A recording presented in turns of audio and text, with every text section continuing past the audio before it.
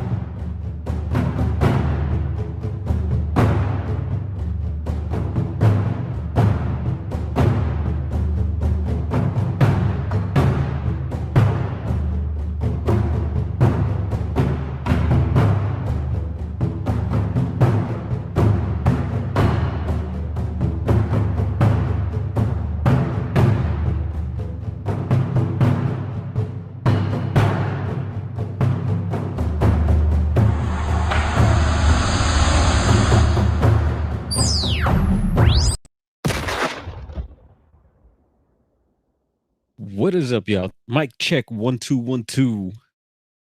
Yeah, I could hear me. How you do? Yeah, just a heads up.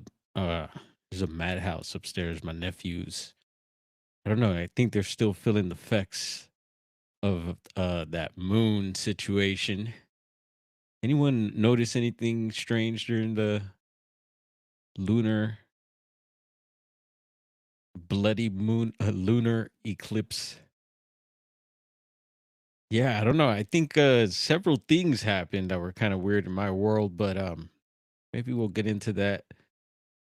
What is up, Garrel? I see Garrel and the fountains are up in here.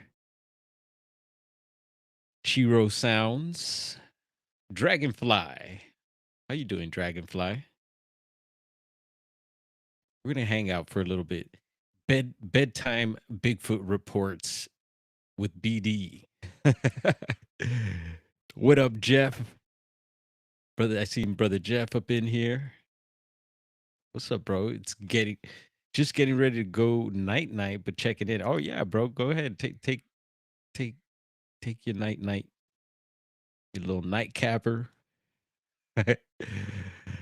Yeah, I won't keep you up too long. Maybe, who knows? You never know, but I don't have anything too set for tonight, but there is a report we should touch on, just added to the Bigfoot mapping project.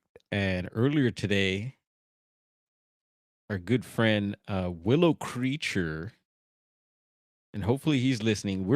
I was gonna go live way earlier at the shop, but Wednesday's a busy night. I was checking y'all out. And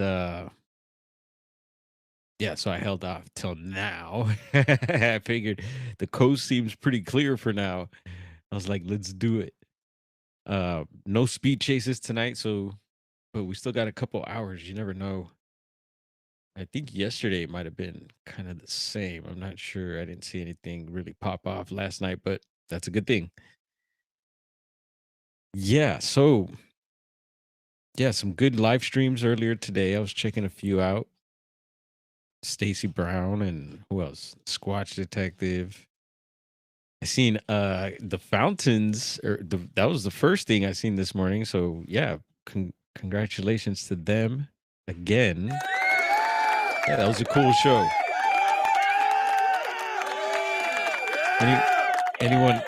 Anyone check that out? I have a blemmy on my shirt. Yeah, it kind of looks like it, right? It's Oscar the Grouch. Anyone feeling grouchy today or the past few days?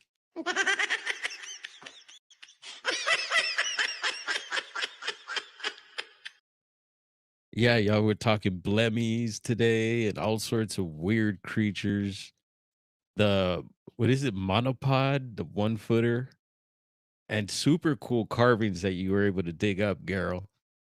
Yeah, man. And Chiro sounds, good stuff there too. And I seen I think you made some comments too that were kind of I caught them, but I don't think good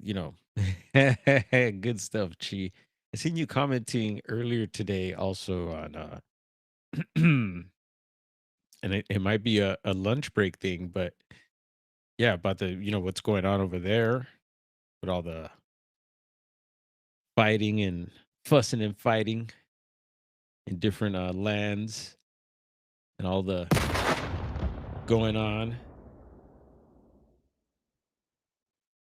Yeah, it could be that they have something there. Yeah, I like the rabbit hole my lunch break's going down with that. I'm sure there's a bunch of old world stuff, tunnels, and who knows what's under there.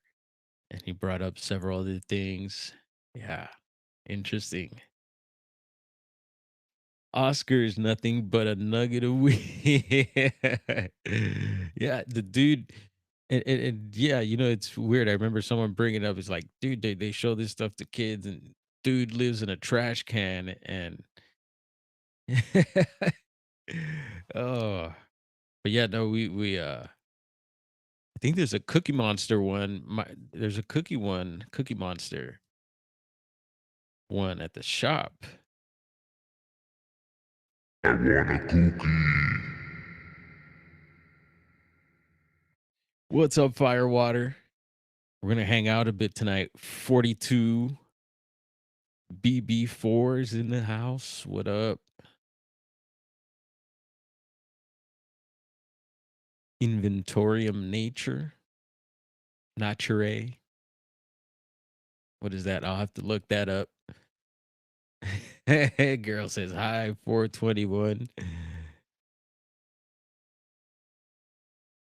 Yeah, that was a cool show today earlier. If yeah, you should post a link, man. Post a link in the chat in case anyone wants to check that out later. In case anyone missed it, in case anyone don't know what we're talking about. And I always feel like that. That's why I always like to break the record. I have to repeat myself, kind of like, you know, bring things up over and over, just in case there's new. And we got some definitely some new subs since Jessica's show. Hopefully y'all did too. Fountains. Yeah, thank you, Jessica. It always bumps us up a bit. Anytime we do anyone's show, right? So yeah, but appreciate everyone for the invites and the fountains, y'all. Anytime you want to jump on here, and I did post the link too. Let me know if anyone does jump in the studio or anything, but I think it should notify me. And yeah, it'd be cool. Chiro sounds and Midwest Night Watchers. Have you guys on here? We could chop it up. No pressure. I know I could get Geralt out of here, but I don't know about Chi. That's I gotta maybe pull a few more strings, Geralt. Yeah, hopefully everyone had a lovely day today, and there's Geralt posting the link there. Appreciate that. And let's see, what do we got going on? So we got quite a bit. There's some. Let's get into my world a little bit. Should we start with the wildlife? Gone fishing. I like that. 976, greetings and salutations to you as well.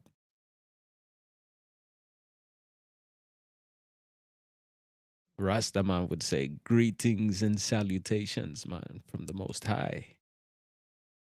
Yes, I.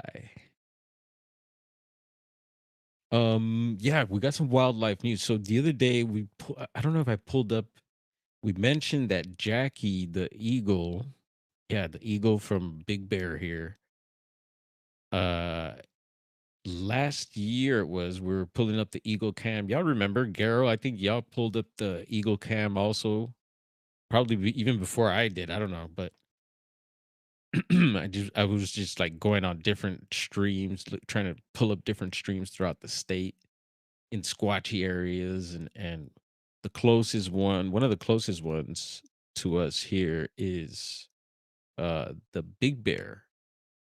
What up, Russell?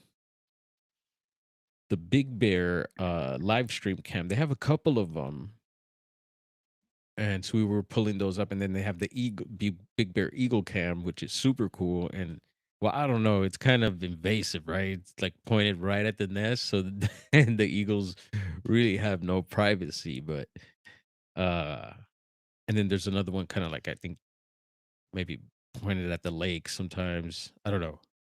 They're cool. So we were pulling those up, and then we had seen that there was three eaglets born. One of them transitioned to the other side early, and the other two, yeah, are probably still flying around here somewhere, which is super cool. And so this year, Jackie, the eagle, came back, and last year we found out that she was actually born in that nest. And when her parents took off, she took over. And I think there's a moment there where she even disappeared for a while. Everyone's like, "Oh, what happened to her?" And I forget the partner's name, and I'm sure should be the same partner, right? I don't know how the Eagles do do it, especially out here in Southern California. You never know. But yeah, so it's exciting news that Jackie is back, and she laid a couple eggs. And so we had pulled up the camera to check that out, but when we pulled it up, we noticed that there was no eggs there. So it was like, what the heck? I even questioned. I was like, what's going on? Where are the eggs? So I was a little confused. And salute to brother Nighthawk. What up, my ninja? Good to see you. Yeah. So we were wondering what happened to the eggs, and so it was like, darn. And I found out what was going on there. And darn, we should have pulled up the weather report first, but maybe we'll get to that. Gotta get in the habit, especially if we're going out hiking, going into the outdoors, the wilderness. Folks, check the weather. And even if you're going in the big city, you never know, right? You need to check the weather anyway, wherever you be. So yeah, let's pull up this latest news on Jackie. Let's see. Here we go. And this is Fox 11 Los Angeles. Let's see where our screens here. Let's boom do it like that. And so this dropped, I think, on the 3rd, March 3rd, the 3333333. And I don't know, I was messing with my the megaphone earlier. I was having issues with that, getting feedback when I was trying to use the megaphone and then the echo. So we'll do a little test. I was pushing some buttons, which is always scary. You don't want to, at least I don't want to, like, mess anything up. Some of my what I have adjusted already here. And then it happens too on my mixer, and then my mixer's acting up again. I don't know. I think I just might need a new cable that connects from my mixer to, and my music mixer I'm talking about, to the computer, because it seems like sometimes it works at the shop, sometimes it doesn't work there. It'll work here and then back and forth. My mixers might have gremlins, y'all. So anyway, this was on the 3rd. And let's take a look here. So Big Bear Bald Eagles live cam, Jackie and Shadow. So yeah, Shadow, I guess, is the partner's name. And I don't know, he might be from a gang with that name there. Welcome, second egg of new clutch after Raven attack, y'all. So that is what happened, I believe. That's why we didn't see no eggs. So that is a bummer. Damn Ravens. Yeah, you got to watch out. Even for the wildlife, it's tough, man. In the city or in the wilderness, we think we have it tough sometimes. And so, yeah, let's have a read here. And it looks like we could pull up the live cam from here also. But it says Jackie and Shadow welcome second egg in clutch. Yeah. I like the sounds of that. When you come in clutch, it kind of has a particular sound. Kind of like, yeah. Big Bear Valley's famous bald eagles, Jackie and Shadow, have successfully laid a second egg. Yes. In their new 2026 clutch following a Friday evening delivery. How about that? Oh, yeah. Been getting it on. Man, these live streams should be pay-per-view or something. What's going on here? Big Bear live streams, Eagle live streams. Watch out. 21 and over. Jeez. Yeah. So it says here the new clutch serves as a second chance for the pair after their initial two eggs of the season were lost to raven attacks in late January. Mm. Based on Jackie's historical 3-day laying cycle, experts say a third egg is possible. Oh, yeah, keep our fingers crossed. Come on, Jackie. And I like that name. Says, let's see what else. Anything else here? San Bernardino County, California, Big Bear Valley community is celebrating double win as Jackie, the region's most famous bald eagle, laid her second egg of a rare second clutch. The event captured live on the Eagle Nest Cam Friday evening, and I'm sure there's probably like clips of that on their YouTube channel. They do have a YouTube channel. Marks a resilient turnaround for the pair after a heartbreaking start to the 2026 nesting season. What we know, Jackie and Shadow are officially back in incubation mode, according to the friends of Big Bear Valley. After Jackie did great during the Friday delivery, the pair is now tending to two eggs. Richard says ravens or raven are sacred birds in Alaska. I'm sure down here too. Might have there's a video here too of the egg. Check that out. And again, some other. Oh, here's the YouTube link there if anyone's interested. And again, this is on Fox 11, Los Angeles. Sure, it'll pull up for you. Just pull up a Big Bear Eagle Cam or Jackie and Shadow Egg Eagle. Y'all know the keywords. Yeah, here comes the train. Let's see if y'all can hear it.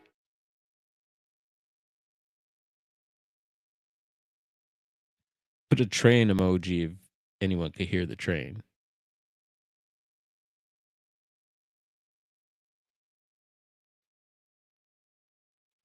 Let's see if it choo-choos again. Anyway, so yeah, super cool news there. And let's see if we could pull up a little. This one looks like a little video clip. Let's try that. A live look at Big. All right. There's audio as well. Let's see. There you go. Bear, the Big Bear camera, Jackie Shadow. This Jackie or Shadow, we don't really know. If it's Jackie, she's waiting for her man to. Oh, they got music.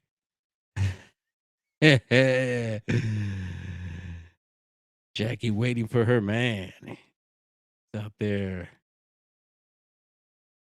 punking ravens for their fish now. Yeah, is that the female? Is that the male? Anyone know how to tell?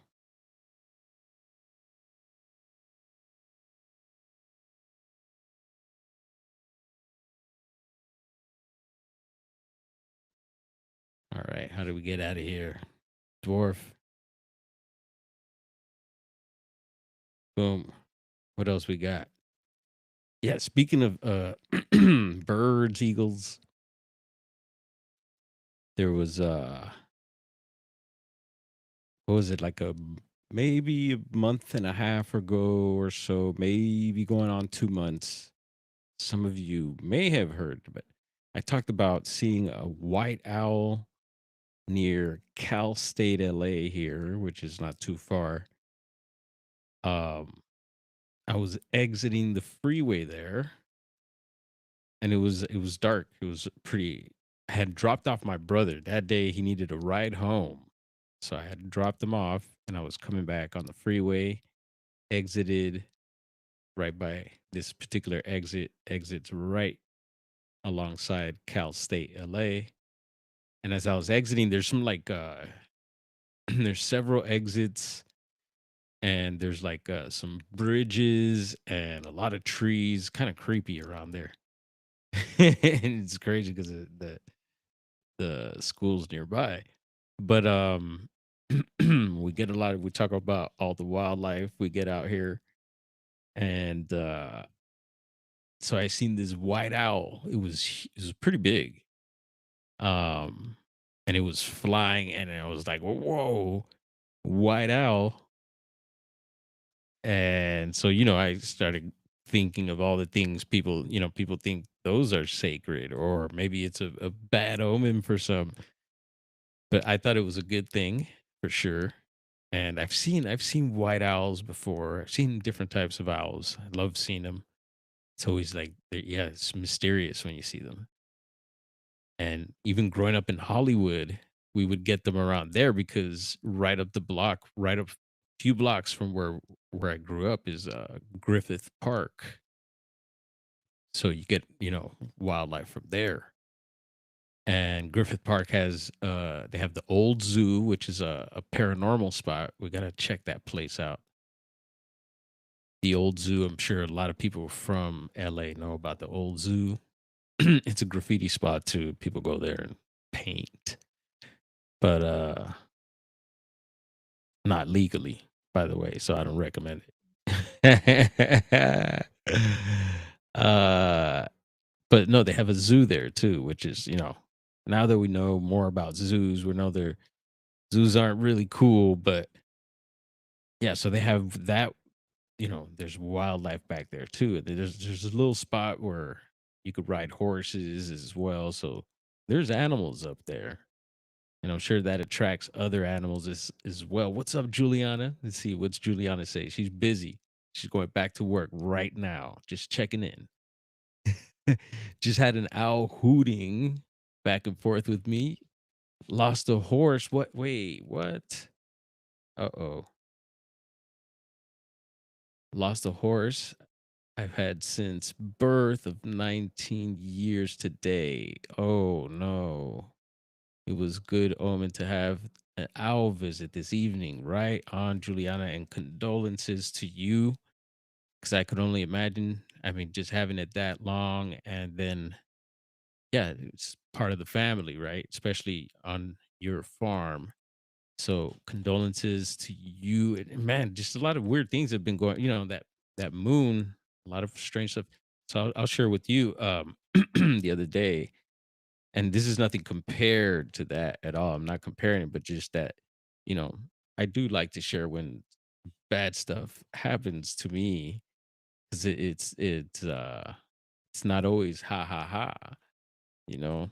And so the other day, I got a big old screw in my tire, got that fixed and whatever. That was, and it's a bummer because I just got these tires last year. And then yesterday I was gonna give my nephew a ride over to the the school we're just talking about. And I get all my stuff ready and I go downstairs and I see my rear tire and it's completely flat. And I was like the opposite one from the one that got that big old bolt or screw in it. And I was just like, what the hell? And long story short, it got the sidewall, so it's a done, it's done. And luckily I had been riding around with my spare on my roof rack since the Bluff Creek. So yeah, had to get that fixed and da da da. And yeah, just kind of yeah, I could bring up other things, but yeah, there's been some weird things happening. But yeah, I'm sure you know how to take care of spiritual business as well. I always see you share in the chat, Juliana. So bless up to you. And yeah, we will get through this. What's up, Tina C?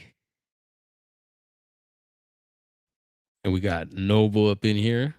Why is Noble sorry? Oh, yeah, yeah, yeah. Maybe saying condolences or sorry too.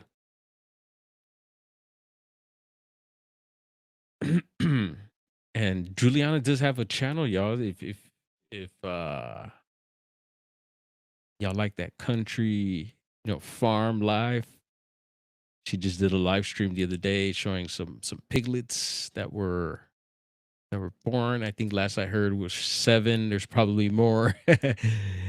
So yeah, so I'm sure she's very familiar with the cycle of life. And yeah, just living that way, I think really puts you more in tune with that as well. So, you know, oh, right on. So we'll keep it. Let's see. You're the first and only. Okay. Friends here always comfortable to share. Yeah, right on. I was reading that bit quietly just in case I wasn't supposed to say something too loud. What up, Diesel? What up, brother? We're just here chopping it up. We got a report to get into. Fresh report added to one of the websites. We'll get into that. We're just getting into some wildlife news and some domestic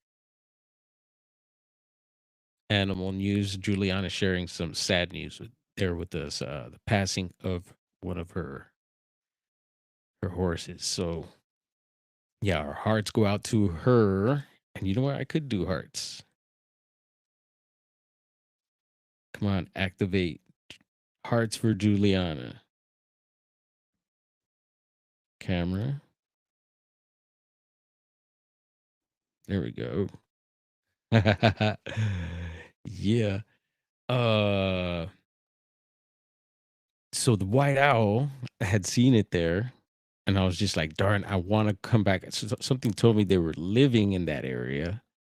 And I'm like, I need to come back here at night, maybe with the night vision, might maybe pick up that it's white. I know a thermal won't, right? Unless you put it to hot white, hot white, then you'll get the white owl.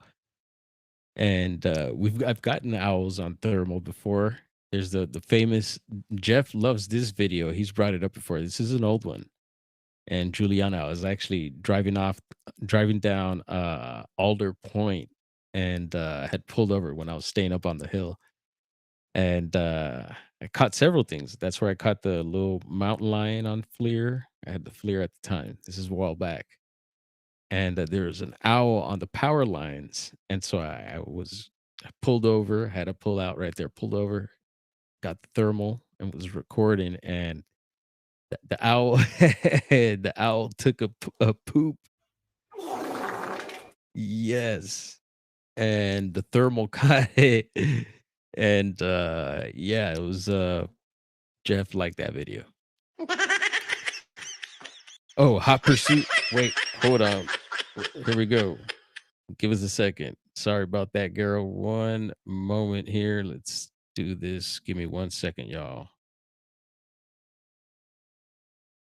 Or maybe Gerald's pulling my chain. Here we go. All right, live police chases in LA.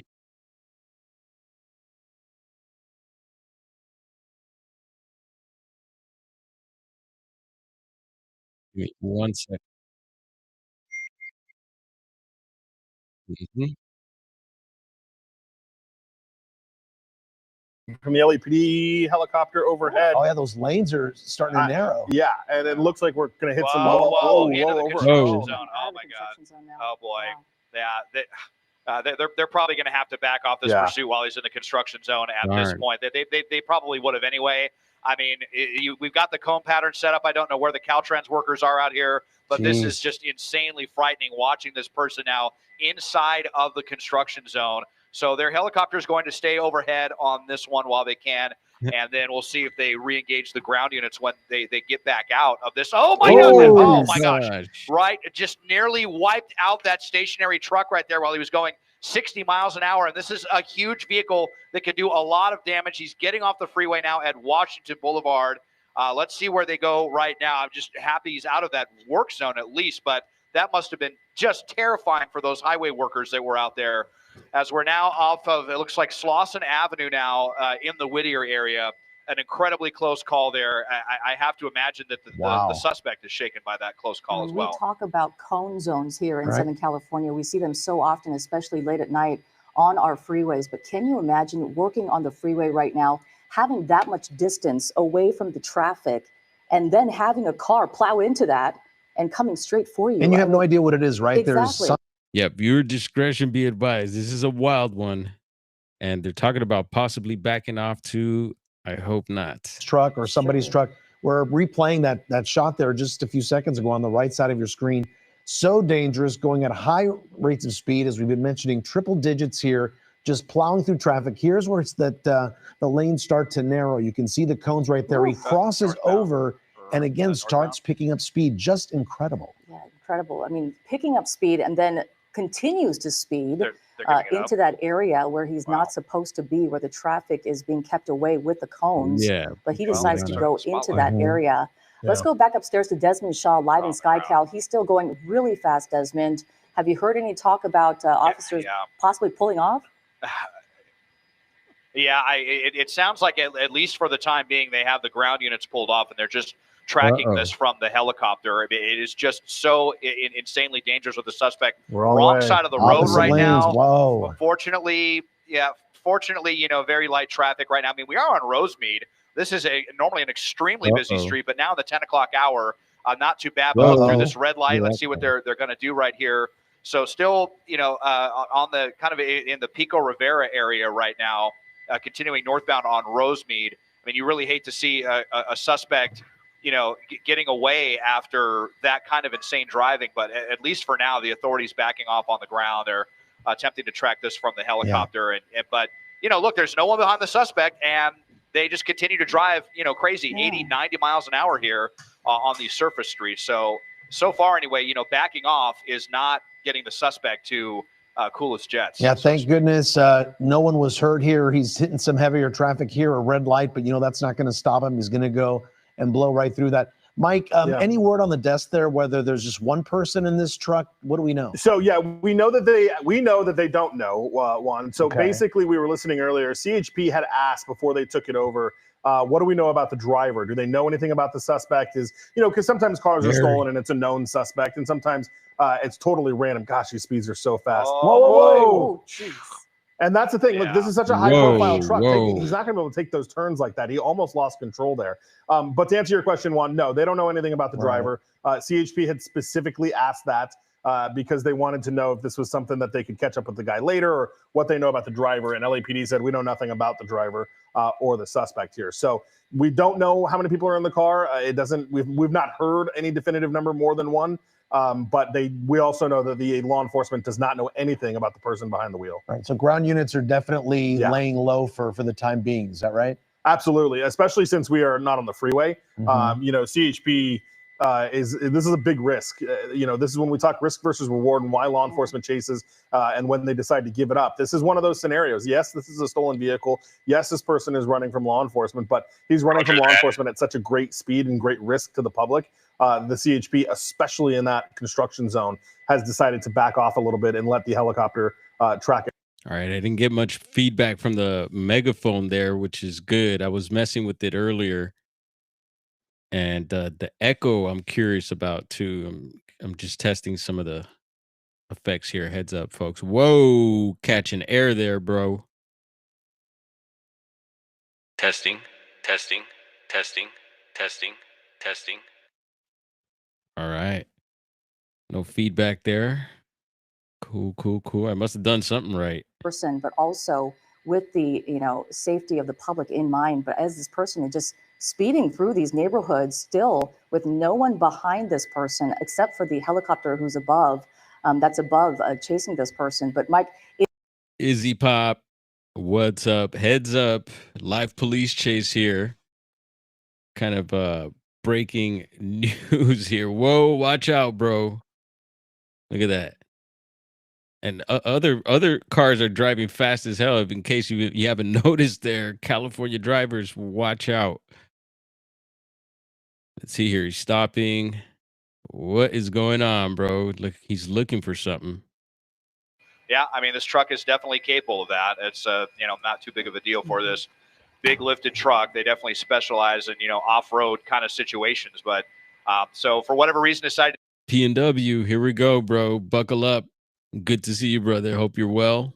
And don't worry, I got a bedtime Bigfoot report just added to the Bigfoot mapping project. Hopefully you get to hang out. If not, catch us on the rebound. Anybody else? Thanks for coming through, bro.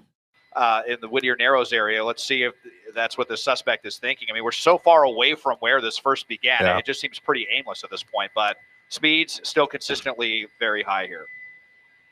Well, I just wonder, where this person is going, right? We often see these people go to familiar neighborhoods where they're more comfortable driving, especially. And of course, he got gas.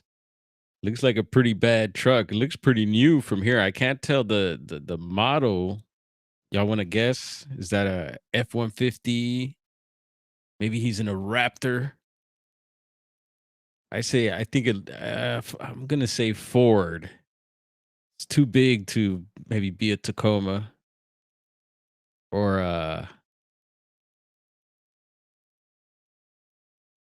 right? Kind of does have the Tacoma shape to it. Could be a Tacoma, a newer Tacoma. But I think it's a F-150. What do y'all think? Easy Pop. Still about those speeds. So we may be dealing with some airspace issues that Desmond's working on right now, but I mean, we are still going very, very quick right now as this kind of pushes through. And we talked about the pit maneuvers and the potential of would they do a pit maneuver on this? It's dangerous. Yes, it's dangerous, but also we saw this is several years ago, but if you remember, DJ Marshmallow had his truck stolen. It was much bigger than this. It was a much more lifted truck. But I remember a little Crown Victoria from the sheriff's department tried and just basically bounced off the tires. It really didn't even have much of an effect. So I don't know that would be the case in this scenario because this truck certainly is not nearly as large as the other one was. But the lights are out now. It's blacked out, Des. Is that what you're saying? Yeah, Desmond's noticing the lights are off. Yeah, the lights are. Yeah, the lights. There you go, Richard. Lights out. And heads up with the blackout. Yeah. Y'all been hearing about the possible blackout? Isn't Donut went in on that Chiro sound? You on the blackout?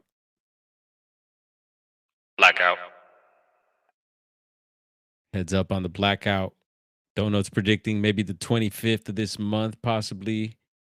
Something may happen. Who knows? He was on earlier today. Anyone catch that? Donut Factory. Lights out as well. In addition to all this, I mean, the speeds, let's see if we can get the speedometer back. It looks like, the speeds of, I mean, look at this. He's going right through a red light with no lights on in a black truck. I mean, just so terrifying for people out here, even though the speeds have slowed down a little bit, but still, way too fast for Surface Street. It makes me wonder if he, finally realized that there's no one behind him. The units on the ground have not been with this person for a very long time. We picked it up. We first heard about it just at the top of the hour at 10 o'clock. And, by the time we got to it, they were already, like we were talking about in the San Gabriel Valley, this started in the San Fernando Valley. And they've been driving so fast, it was hard for us to even get to it. Yeah. And, they just continue to drive like this, lights off. You can see their brake lights ever so often, but they have been driving so reckless. Looks like El Monte. I don't know. Park El Monte. Is that still El Monte? I don't know. But yeah, this guy's on one. They might not see him, just like we're having a tough time seeing him. Yeah, look. I did notify family too. Some family members, just a heads up, in case anyone's out. I'm like, yo, chase is on, heads up. On that they just texted us. This is Dustin, who's watching us from Wichita, Kansas. So CHP needs to get back on. This guy is clearly not slowing down. They need to put an end to this before he kills someone. And that is the risk versus reward that law enforcement has to decide on every single time we have one of these chases. And at this point, CHP believed it was more dangerous for them to chase him, especially going through the construction zone there, than it was to just kind of let him be. But, to his point, clearly that isn't working either. This guy is still driving the way he's driving, but CHP has decided that that's not the risk they want to take. Saying Santa Anita Avenue. And well, we know Valley Boulevard. Valley Boulevard's right down the block. Damn, and we've seen speed chases go through here. So heads up, they might be coming our way. We'll see if he starts making his way out this way, out west. Oh man.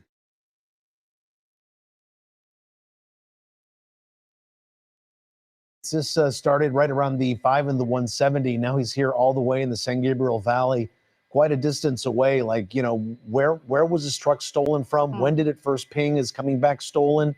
And yet again, like, just the incredible amount of distance this driver has covered in a short amount of time. But seeing that he's going so fast, it's not a surprise that he's covering. So upper SGV, the upper San Gabriel Valley. And so I gotta let bro know again. Get right back. Okay, we'll get back to you in just a second. I didn't hear back from him. Dez, right now you're still following up with this pursuit here. Mike was saying that there could be some. He might be still at the shop. He came through and stayed open a little later tonight. So we'll see. Do so we're having to kind of give them a more lateral space right now, so we're not able to be like as directly overhead right now. But look, I mean, we're still at 70 miles an hour. The lights are off. Santa Anita Avenue, obviously a very busy street here as we're making our way towards Arcadia. We've already crossed the 60 and the 10. We're going to be up towards the 210 here. Well, now he makes that turn here onto Hondo Parkway, so that's going to divert us away from the 210 freeway. Oh yeah, no, he's Arcadia. He's heading east more. So, and Arcadia, really nice city, very Masonic. There's something there. We got to do a deep dive on Arcadia, just the name Arcadia. I know there's a Masonic lodge there, so there's something mysterious there. I've spent time there as a kid, a little bit, visiting my friend's dad. So, yeah, very nice area of LA there. Where these streets might not all go through all the way. There we go. We have a little bit of the spotlight right now, but black vehicle, dark streets, no lights on, 50 miles an hour here. If someone's out here walking their dog late at night or out for a bike ride or whatever, she's just driving around aimlessly. How does this not end in a crash like this? I think the lights, I think he drove into a cul-de-sac here. Yep, this is what I was thinking. Okay, vehicle stopped. Let's just hope that he gets out and runs no, right he's now. Backing up. No, he's reversing. Yeah, reversing and continuing. We really would have loved to have just seen the suspect get out and end this super dangerous situation. But, yeah, and you can see just how much space they have right now with no units behind them on the ground. Just that spotlight overhead here, but small surface streets here, kind of in the Arcadia area. I mean, 75 miles an hour, just absolute insanity. Yeah, really. And, as Desmond was just talking about, what is the end game here? Is he planning to perhaps pull over right now Slammed his brakes. and get out? perhaps, you know, and Here why we go. fear, He's right? running. Are Someone they got out? out. Well, no, I think He's backing up. I Someone got I out. couldn't tell what they were doing there. Like it almost looked. We have to go. You guys have to go back and look. I don't know if it was a shadow or if they dropped someone off there or That's what I was wondering or too. what just happened. But someone got out.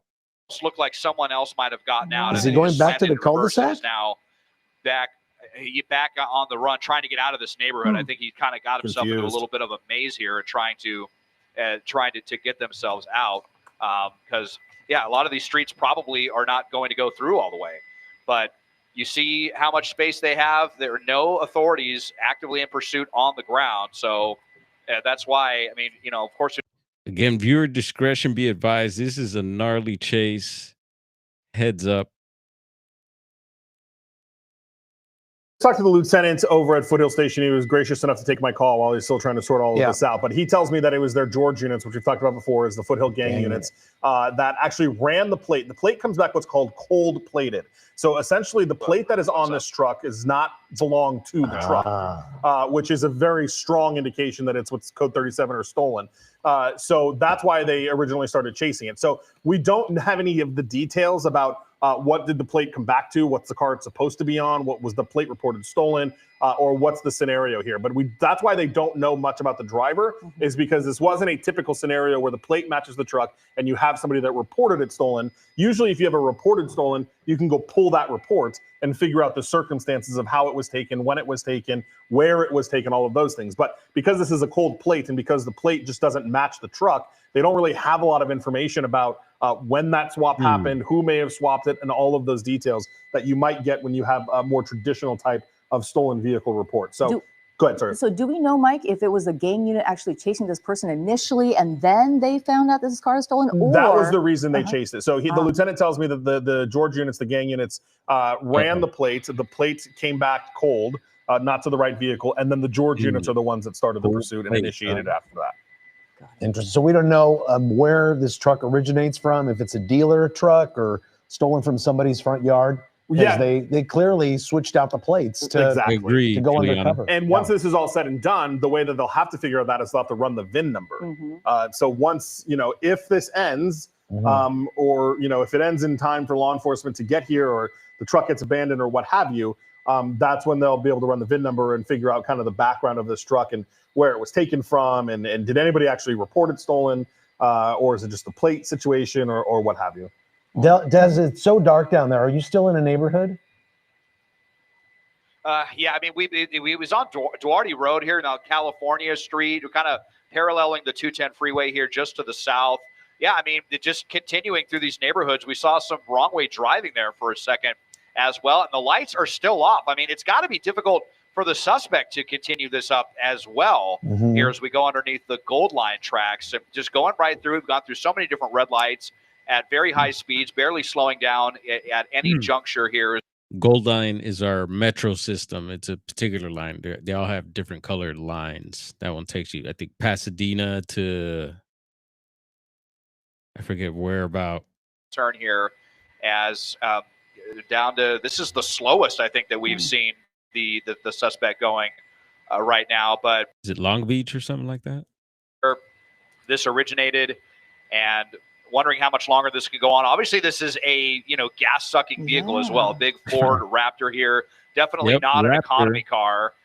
So we hope that the gas tank was already on the lower end, and then with the way that they've been driving it as well, they're definitely burning through that gasoline pretty. Heard that Raptor possibly. Juliana knows her rigs. Very high capacity. So, if the tank was topped off, then he's still got plenty of gas. Making a stop. Looks like he's making another turn here onto Monterey Avenue. So, just aimless driving, headlights off, a big tank of a truck here. So much danger, just random maneuvers. Law enforcement still doing an amazing job with their spotlight, keeping up with this. But still no units on the ground on this one. Desmond, the size of this truck, do you know if this is a V8? Is this something like you're saying? Is it a gas guzzler? I'm guessing it might be, right? Yeah, definitely. And this is a Raptor, which is like the higher performance vehicle as well. I mean, the suspect really clearly has no idea what they want to do here, making U-turns all over the place again, or if they're thinking that they can ditch the helicopter with this. But it hasn't worked so far. So yeah, I'm not much of a pickup truck person, but I'm pretty sure Raptor is like the top end of the lineup for the F-150. So I'm not sure if it's turbocharged or supercharged, but pretty quick even for a big tank of a pickup truck. They are surprisingly nimble. I mean, you saw how quickly that vehicle is accelerating to up over 100 miles an hour. But it's just awful seeing this at 60 miles an hour. We're back in residential zones. You see the crosswalks. These are narrow streets, no lights on. The only saving grace here with the police helicopter having their spotlight on, hopefully, illuminating the danger to anyone who just might be out here. Yeah, I just warned my brother and my sister, just in case. Everyone should be home, but again, my brother, I'm not sure.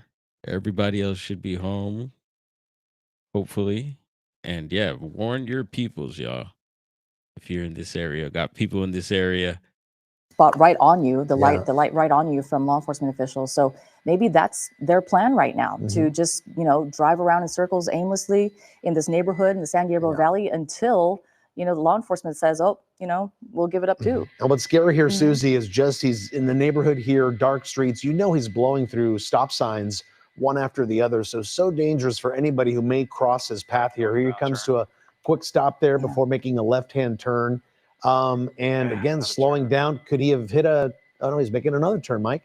Yeah, he is. And I'm looking, I'm just texting back and forth with a couple of our viewers here. So we've got a lot of text to the desk, but basically one person wants us to know that this is a high performance Ford Raptor, and it will handle as best as you drive it, right? It is that kind of thing. I also got a text from Bernie, who lives in San Gabriel, and said that when that car stopped, remember Desmond thought somebody got out? Bernie says they did see somebody get out, that they were wearing a white shirt. The driver, the door on the truck opened, someone jumped out and took off. Now, she says she lives in, or Bernie, I'm not sure if it's a he or she, but lives in that area and witnessed that happening. So lots of people saying somebody else said they saw it and he was going really fast. Lots of questions about asking, spike strips, things like that. All of those spike strips could be a possibility, but somebody's got to chase him in order for them to do that. And right now, that's not happening. So it wasn't so random, Mike, that he came into this neighborhood and hit a cul-de-sac if he drops somebody off. Yeah, it doesn't seem like it. He spent kind of a bit of time in that area, and maybe whoever that person is lives nearby or knows somebody in that area that kind of wanted to have that, safe spot and get out. So we didn't hear any mention of it at the LAPD helicopter. It's unclear if they sent units back to try to figure out who that person was, but obviously LAPD is kind of sticking with the truck here as we are, working our way further eastbound. Yeah, and not really leaving this area, not leaving this neighborhood, not leaving on the freeway as we saw at the beginning of this pursuit. As we mentioned, this is around the 170, the 5 freeway in the San Fernando Valley where we picked it up.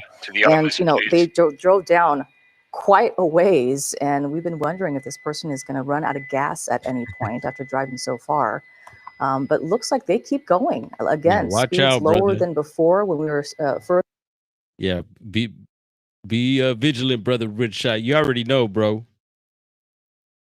Here goes the train again. Got another train going by. Will it choo-choo for us? Grab your tickets. All aboard. We're on a hot one here. Earlier, someone getting out of this car. We're not sure, but a viewer had mentioned that they had seen that. Yeah. And Susie, we saw triple-digit speeds on the freeways, right? Blowing right through a cone zone. Didn't bother him, didn't slow him down at all. There was some workers out there working on the freeway tonight when this driver in a stolen truck plowed right through. You know what? I'm about to get one ready right now. So give me 1 second. He got him, light him. Desmond Shaw live in Sky Cloud. Desmond, what are we looking at here? Looks like he's backing up again on a driveway. The suspect here is we're pretty close to the Bradbury neighborhood, arguably the nicest neighborhood of the San Gabriel Valley. Lots of equestrian properties up in here. But again, just kind of aimless driving. We saw him stop and then throw it into reverse. And now kind of maybe, I don't know if they're lost in this neighborhood off of Royal Oaks Drive. That's definitely in the Bradbury neighborhood. Speeds are, fortunately pretty slow. They said San Fernando Valley, bro, and then ended up in the San Gabriel Valley, and that it has cold plates, meaning that you probably know what that means. This is the first time I ever heard of cold plates, but stolen plates. or no plate. Yeah, they said they ran plates and it came up to not that vehicle, I guess. They have decided not to do that, and just to. And they did drop someone off. With this is, here we go again. You see in Arcadia. Copter's having some trouble, and look, he gets up to the neighborhood and then just turns back around. I think he hit another cul-de-sac right here. Yeah, Braywood Drive. Yeah. So this suspect is running into a lot of dead ends, and there's definitely going to be here as we're up against the foothills of the San Gabriel Mountains. So aimless driving continues here. We've got a lot of trees that we're trying to see under and dealing with clouds, as well as trying to give law enforcement some space. It's definitely getting. And I'm sure this area here, I would imagine, is not normally see speed chases like this. Unlike more of this side of town where they're pretty normal. Here we are, but gosh, the lights off and then again, they go all over the place. You never know. They could be in different parts of Southern California, but just a lot of them tend to be around like downtown, the east side of things. But they're all over the place. Absolutely insane, and still just winding their way around the Bradbury neighborhood. I think he just go through a fence. I think he just went through a fence right there. Oh, going through fences.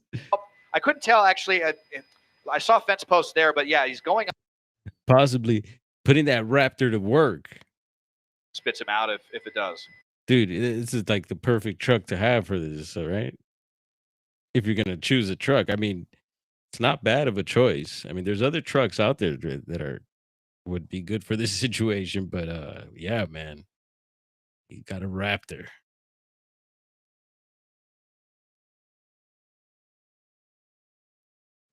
Looks like the audio went out. We'll see here. Got the volume up, no audio.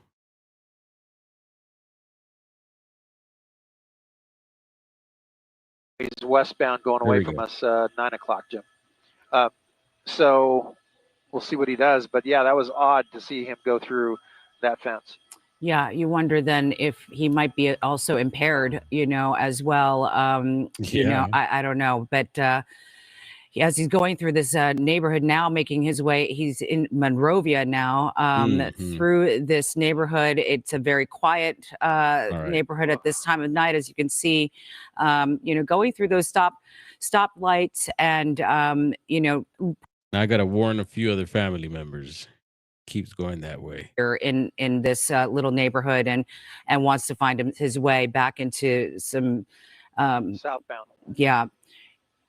Into I guess more life, if you will. But here we go as he's making his way around. I'm sure that this whole neighborhood is wondering what's going on above them with all of the helicopter noise. And we've got the LAPD helicopter that's going to give him night sun every now and then. There you go. Northbound. Just to remind him that he's still being followed. And as he's blacked out going through this neighborhood. Okay, we're good.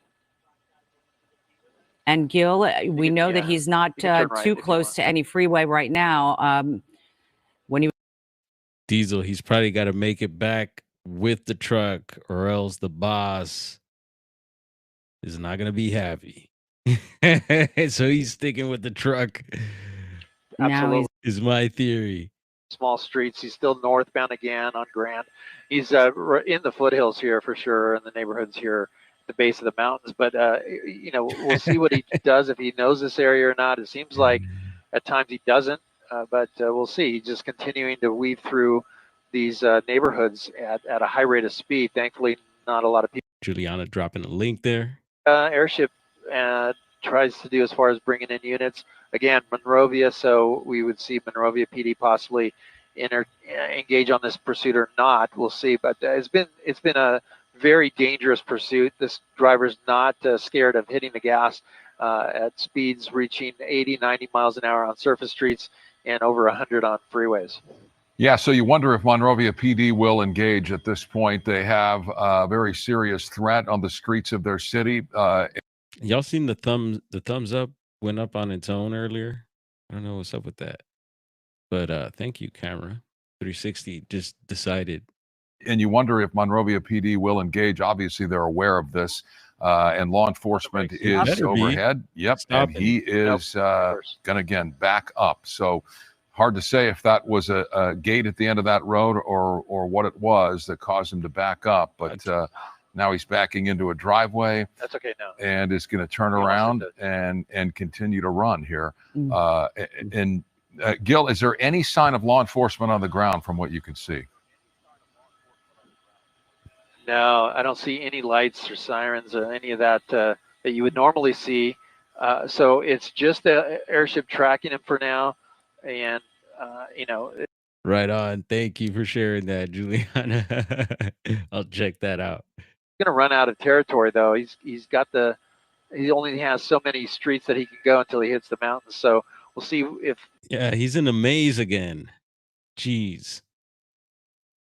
Turnaround. So this likely is not a familiar territory for this person. Yeah, I guess maybe perhaps he doesn't have any service and he can't get his ways to work, so he doesn't know where he's going, and he's stuck up here going around in circles, you know, and going into dead end and cul-de-sacs.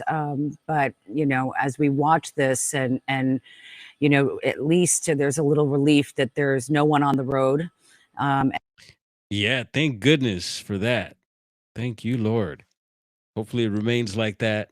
And yes, the blackout, bro, blackout is just reminding me of that. I seen something earlier. Maybe someone will share Donut's video, Chiro Sounds, maybe. You know, Donut. Maybe drop that link, that blackout video, because that one's important, especially for all my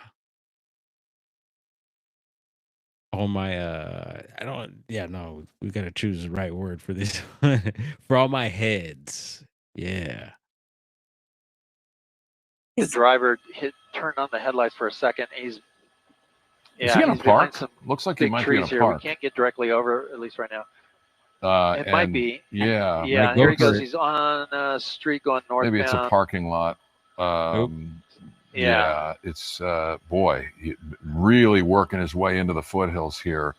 And this is going to be a great spot to ditch the vehicle if you're this driver. And it seems again as though that's what he's trying to do, is to get to a place where he can be obscure enough under a canopy of trees.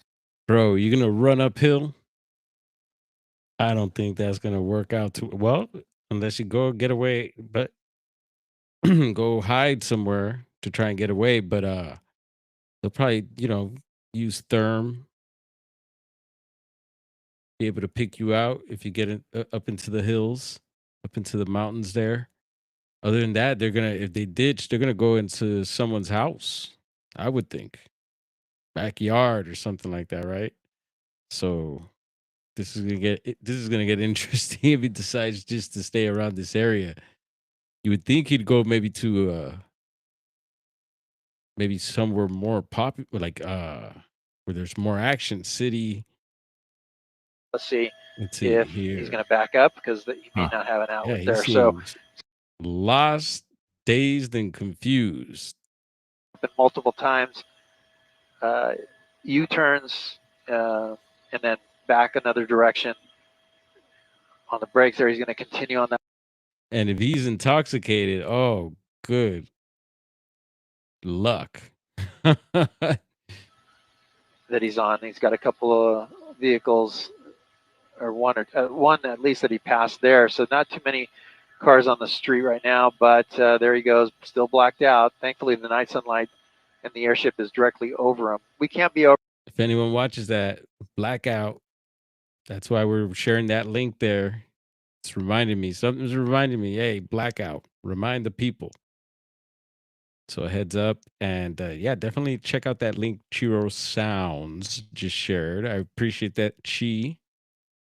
Wanting to ditch the car there and disappear into the night and wait it out until you know, he doesn't have night sun over him anymore, or any helicopters, and everybody goes home. But you know, the LAPD with their helicopter overhead, you know, they've got night vision as well. So, you know, you can run, but you can't hide.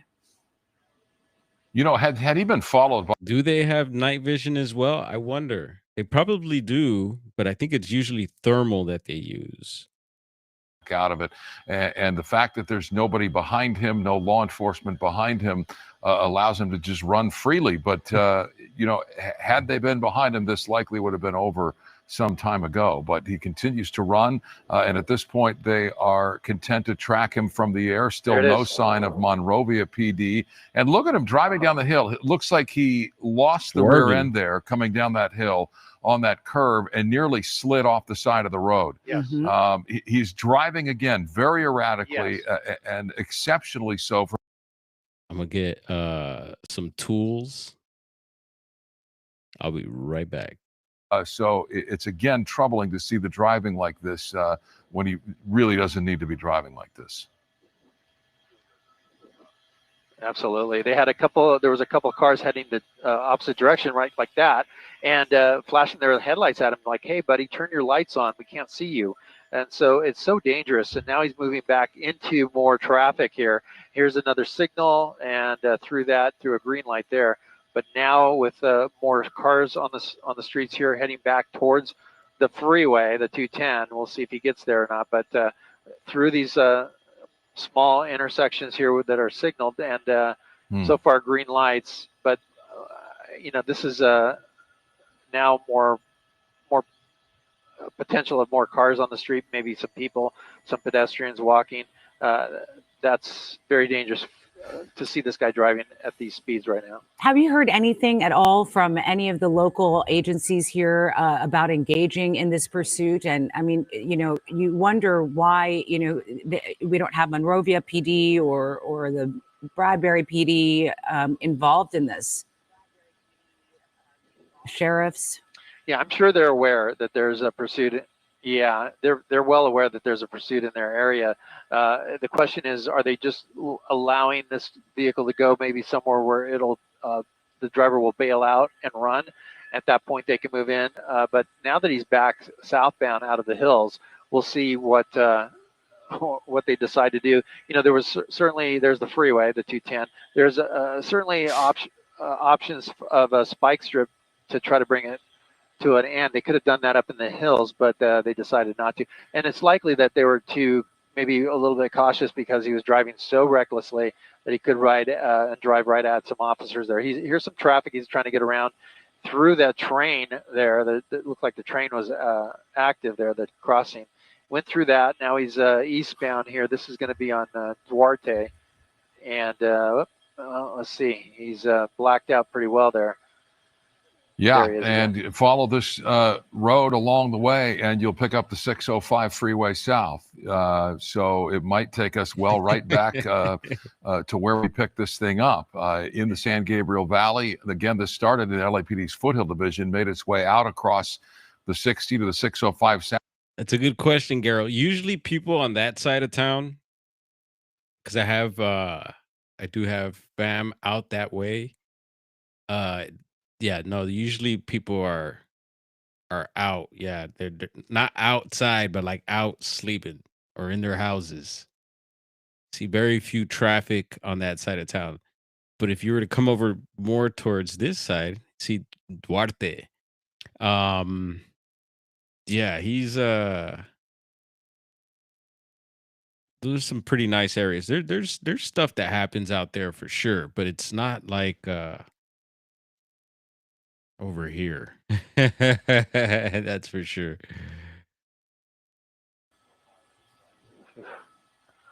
Boy, yeah, you're right, Micah. And you know, watching him go into these intersections very carelessly, just going through red lights. You know, there's not a lot of traffic, but all it takes is one driver that's coming through at the same time, and it's all over with. So here's a green light. He's got that. He's going to make a sweeping right turn. Oh, he tried to. I'm not sure what he tried to do there at the last second. If he needs to. Over some speed bumps and down another street here, still blacked out. And, you know, here we go at a stop sign. And not sure what's going on there. It looks like a security guard. Now he's back northbound. So northbound back to Duarte. He's going to go eastbound on Duarte. So not, you know, there's no pattern to this pursuit. There's no area that he's revisiting at this point. So he's just kind of going from one place to another. It seems like this driver at times is really lost. Here's the train again. What's he going to do there? He's got nowhere to go. The arms are down. There's the train coming through. He can't go. Now, again, no units behind. I'll pull wide. You can see no units in trail, but he's going to cross over. Look at that. Crossing over the median there and jumping the curb, and he's going to go westbound now. You're going to beat the train? On Duarte. So nowhere to go there with the arms of the train crossing there. And still, he just doesn't seem like he has any idea where he's going. You are watching the KTLA 5 News at 11. I'm Micah Ullman along with Cher Calvin and Gil Davis in Sky 5, watching this truck that has been stolen and is trying to evade law enforcement. This was initiated by the LAPD. I like that, Garrel. That's cool, bro. San Gabriel Valley has been since taken over by the CHP, at which point they backed off, is still being tracked by the LAPD airship overhead, and very erratic driving on. Even CHP backed off. Wow. Usually they shut it down. For a cold plate, and Gil, that cold plate coming back as a Toyota, when in fact what we are watching right now, and overhead a Ford Raptor. So this blacked out car making its way through surface streets. At one point, Gil, you were saying that CHP clocking this on the 605 freeway at almost 150 miles per hour. So a dangerous pursuit, and now making its way through surface streets. Gil? Boy, yeah, look at this. And that's why I'm thinking, well, that's why they backed off of him, because it got gnarly earlier. I think they did the replay also where he smashed through some cones. It was like construction or some sort of Caltrans on the freeway. And then, if he gets out, I don't think he's going to go down without a fight, if you know what I mean. So heads up. Yeah, we'll see what happens with this one. Been gone for quite a bit. Oh, there we go. There's a unit. Here we go. Pursue him now. So we'll see. We got a Monrovia. It's a Monrovia police officer that is now in pursuit of him northbound, back under the 210 freeway, back towards the foothills here again. So Monrovia PD now engaging in the pursuit. Lights and sirens, at least one unit that's behind him right now. But on California northbound, through Huntington, and the driver, look at the speeds here, 70 miles an hour back into the foothills. And we've been wondering out loud for some time how long it would take before Monrovia PD got behind this suspect. And we are just now seeing that happen. He's spent a lot of time within the Monrovia city limits here. What's up, Christopher? Welcome on in, bro. Fines, double, triple. And Punch does need his beauty sleep. Oh, bad. The lights and sirens behind the suspect. Again, cold plates coming back. A stolen truck out of the LAPD's Foothill Division has covered a lot of ground here in a relatively short amount of time across the San Gabriel Valley. And this driver almost, hard to get into the mind of somebody who behaves like this, but you want to say potentially impaired the way this person is driving, particularly when they didn't have any law enforcement behind them.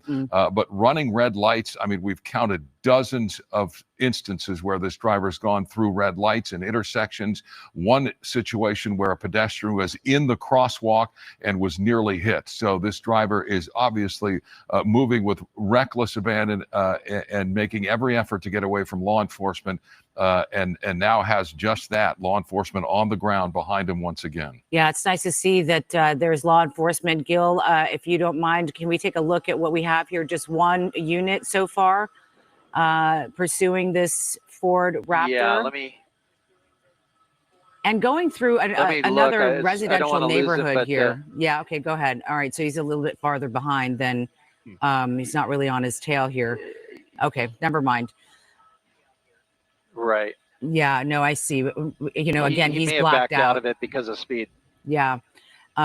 Blacked out going through these residential neighborhoods again, and it looks like he's going northbound again toward the foothills. Is that what's happening?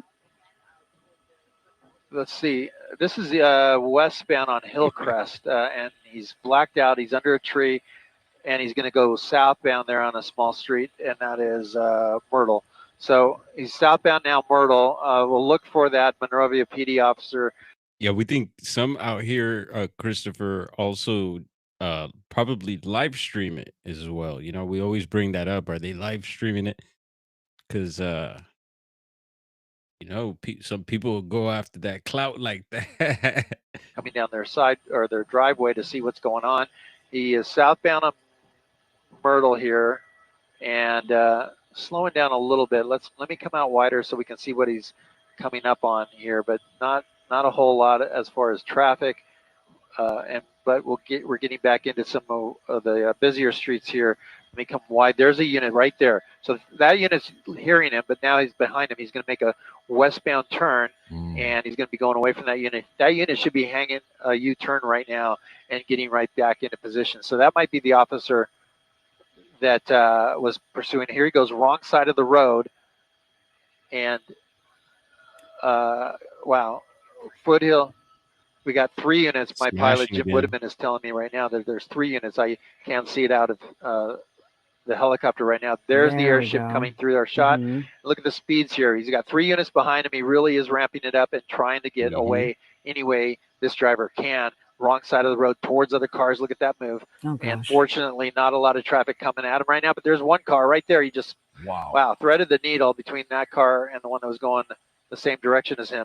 But yeah, he's really ramping it up here with speeds of 90 miles an hour on Foothill Boulevard here through Monrovia. And that much more dangerous when law enforcement engages on the ground with lights and sirens moving westbound on Foothill Boulevard, essentially running a parallel to the 210 freeway. So the option is so 1107 here on the West Coast, and there for the suspect to get back on the freeway. 1107 on the West Coast. Just pause there for a second. Let's make sure we're up to speed. All right. And yeah, still on this chase. It's been going on for quite a minute here, and things are picking up again. So heads up, viewer discretion be advised. High speed here, or was. Yeah, Monrovia PD, they just pulled off the pursuit because of the rate of speed. They shut down their lights and sirens. Now the driver pulling away from them. So at this point, he's in Arcadia now. So we'll see if Arcadia PD picks up the chase and tries to engage. But the driver, knowing that he sees the units getting in position, lighting them up, he just hits the gas. He seems to not care about anything. Yeah, I always wondered too. He's been driving around for quite a bit and going really fast. So I'm sure he's burned up quite a bit of gas, and it's like he had a full tank, man. I'm telling you, a lot of these chases go on for ever and ever and on and on. It makes you wonder, like, dude, patience and want to pull over, and maybe that's when they can nab him. But they don't want to. They certainly don't want to cause an accident with another vehicle because this driver decides to go 90 or 100 miles an hour on surface streets. Certainly, and it's as you saw right there. They engaged for just a few minutes, and the speeds accelerated to 90 miles per hour on Foothill Boulevard, and you know he was splitting lanes, and it was pretty scary. Ghetto bird, Christopher. Oh man. Even at this hour on a Wednesday night, you never any invasive helicopter, mosquitoes seeing this coming at them. So especially because he doesn't have his lights on. So you know, best to play it safe and hang back for a minute until maybe perhaps they can have a better plan, maybe even a spike strip. Yeah, it's messed up. Like, well, can't they just get his license plate? Oh no, he's got cold plates, bro. What happened? Down to about 45 miles an hour once they pulled back. So he's speeding up a little bit more now. We're in East Pasadena now, still on Pasadena. That's Foothill and Rosemead that he's just passed westbound on Foothill. So we're going to continue to watch and see who might come in and try to take this over. Eventually you'll be into Pasadena, here shortly, and maybe Pasadena PD will pick up the pursuit. You have to know they know he's headed their way. They're all listening to this and alerting their colleagues in neighboring communities that this dangerous suspect is on the move, westbound on Foothill Boulevard, into the Pasadena area, and now Sierra Madre Villa and northbound, Gil? Northbound. Yeah, northbound, Micah. Just turned. We're getting into some weather here, unfortunately. Yeah, let your peeps know if you're out here in SoCal and in any of these areas nearby. You might want to let your peeps know, especially if they're, they're out and about around these hours. Okay, there he is. He's eastbound or westbound on Sierra, and he's going to go right turn southbound back towards Foothill. So very hard to see. You can see him now. He's blacked out, very difficult in these streets here, but the airship's still keeping an eye on him, still calling the pursuit. And we'll see what he does when he gets over here back to Foothill. Yeah, well, hopefully at one point he decides to just give up, and make life easy. I did that several times for other reasons. Getting the over fun other reasons. If you know what I mean. No lights, but now he's got a freeway over here, and you wonder if he's going to get on that, and CHP will get on him. Tweety cat, Tweety bird. Yeah, that would be beneficial to see CHP pick it up if that's possible. All right, we got the ghetto bird out here. They will track at all speeds. They will stay. Chopper just flew over here, probably headed to the chase here. Through the cone zone into where the workers were working. And CHP said, no, we're not going to follow. We're going to pull off. We don't want to risk those Caltrans workers out there on the freeway. And so he was able to get some distance between him and the CHP. He keeps wanting to come back northbound toward the foothills. I notice he'll slow down and look up a road. Doesn't like what he sees and keeps going. But the pressure for him is to get northbound, it would seem. And it's going to be more and more of a challenge as he gets into Pasadena here. He'll move then toward Altadena, and the situation there. Now, again, he wants to come northbound, and he makes that move up here, moving again toward. Speaking of Altadena, Pasadena, I had, and on Jessica's show, I spoke last about the Cobb Estate Haunted Forest. I had a video from there queued up. Who knows? We've probably seen it before. But I had that ready to queue up for a little show later. Maybe we'll pull it up anyway. Hopefully, if this chase ends soon. Jeez. As law enforcement, again, is tracking him from the air only. Monrovia PD was there for a time, and you saw what happened in just a few brief moments of units behind him on the ground. They put their lights and sirens on, and suddenly he's going close to 100 miles an hour on surface streets. And once they back off, you see him slow down a little bit. So it appears as though at this point, law enforcement is content to track this from the air. And they've got all the time and resources they need. This suspect will eventually run out of gas or lose the will to run. And either way, that will spell the end of this situation. But until then, law enforcement will continue to track this from the air. And you can believe there are units on the ground as well in the area, certainly paying attention to the location and the potential for greater trouble as well, as you have a driver. Yep, Rich Shot, you been there, bro? We haven't seen his headlights on for the better part of the last hour. He blew through a fence at one point. It looks like he took out his right headlight. So when they do go on, however. And a shout out to Live Police Chases on YouTube for streaming this. It was the first thing that popped up as soon as I seen Garrel's message. And again, Garrel, thank you, bro, and Tina C. I seen Tina C. sent me a message right after, and y'all two have been on it. And yeah, definitely putting me on with the speed chases when they pop off. It's weird because Garrel, he's plugged in, man. He gets them quicker than I do sometimes, most of the time. How does he do that? make sure that you're keeping your family safe and that everything. And so that if he footbells, he doesn't make it into your home. We will come back to this as warranted. In the meantime, other news at 11, day 5 of the U.S. Oh, there it is. Wow. All right. Where are we at? Boom. About this one. Wow. They cut the feed there. I guess we'll get an update on that at some point tonight. Oh, my goodness. Let's see if anything else pops off. Oh, yeah. Smoking scans on it. Yeah, let's back to our regularly scheduled program. Yes, Chi, and it's not over.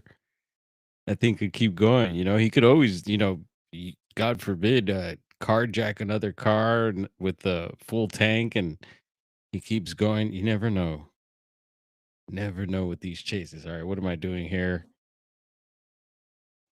Let's put this guy down. So yeah, we were talking about the white owl.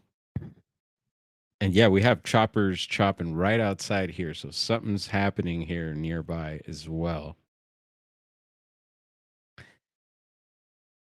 Maybe we'll get a citizen's alert. Back to the white owl. So yeah, I had seen this white owl by the freeway here nearby. And wow, right? White owl tripped out. And today someone came by the shop and we got to talking, and it was his first time at the shop, and we were talking about different things. And somehow we got on the topic of owls. And he mentioned he talked about where he worked, and he actually works really near, actually right over the hill, not even over the hill, like right up the hill right here from where I'm at. And I was like, "What? Are you serious? Trip out?"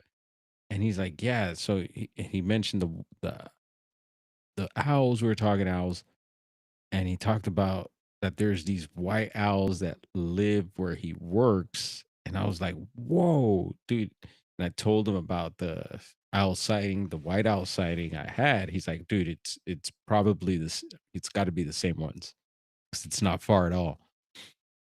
And he's like, "Yeah, they live here," and I was like, "Oh wow!" So they live really close to me. I've never seen them around here, but I've seen other different types of owls here. And he's like, "Dude, it's three of them." And he's saying that there's one that's massive. Let's see how. See, you can't even. I can't. I'm extending my arms. That'd be too small. It's way bigger. It can't even show on the screen. But he said it was huge. And I don't think it's the one the one I seen was pretty big, but the way this guy, he's like, I see him every night. He's like, you could go out there about 10 o'clock and you'll probably see him. And I was just like, whoa, all right, cool. So now I'm on the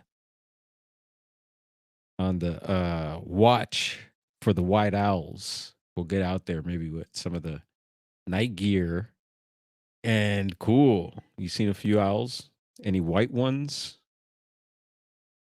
Did he wreck? Richard, what'd you do? Go take a break? Did you go make dinner or something? Nah, bro. They cut the feed. So we have no idea. Smoking scan might still be on it. Like I could check. Give me 1 second.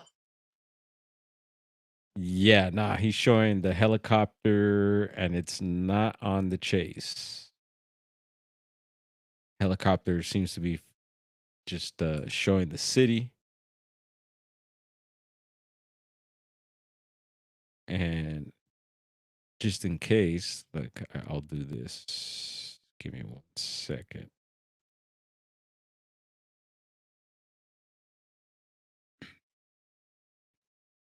All right. I was just making sure there wasn't any other channels showing it.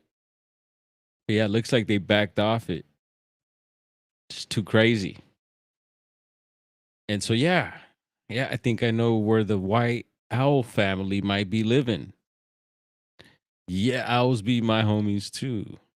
I agree. I like that. Cool. Juliana sharing the link. And is that a video of yours, Juliana? And if it isn't, it's all good. But I wouldn't be surprised. You probably got some barn owls living at your place. You were talking to one earlier. Is the resident owl there? Best bird footage I got is a golden eagle. And you know what? I've heard here in Los Angeles, we get golden eagles. I've never seen them, but I've heard that you could see them at times, I guess. We used to Skywatch Chronicles. I'd catch some bird footage. Yep. Cool. So yeah, that was pretty cool. Share today with that guy. I was like, all right, man. So I might be able to spot these white owls again. So we'll give that a shot. And bro, yeah, my brother's preparing, I guess, to head up to the Sierras again. Yeah, he goes to these retreats. I always have him keep an eye out for any high strangeness for me. He's gonna be my eyes out in the Sierras. And he looks like a few days. Probably be gone for a few days at some point. So I'm excited for him. I didn't have my phone as usual, but had a golden eagle perched on my corral a month ago or so. It was trippy big, says Juliana. Whoa, that's cool. Yeah, I've seen eagles. The first time I had seen eagles was up in Humboldt County. And Willow Creek too. Out in Willow Creek. Where else have I seen them? Yeah, usually along the Klamath there. I've seen I want to say I've seen osprey punk eagles for their fish, right? Is it like that? Yeah, it was something odd like that. I think this eagle had gotten punked for his fish or something. I was like, dude, you're an eagle. Aren't you supposed to be doing the punking? 7'7" wingspan. Whoa, that is huge. And then Jessica talked about today the cryptid hunter seeing a huge bird. Also going up Alder Point one time. I remember going up the hill, Southern Humboldt, headed home, and something huge also went by my windshield. Didn't have a dash cam. It was way too fast for me to record. And I just wonder what the hell it was. The only thing up that way we would have was the turkey vultures, which were regular. Those things get huge. And then the red-tailed hawks, of course.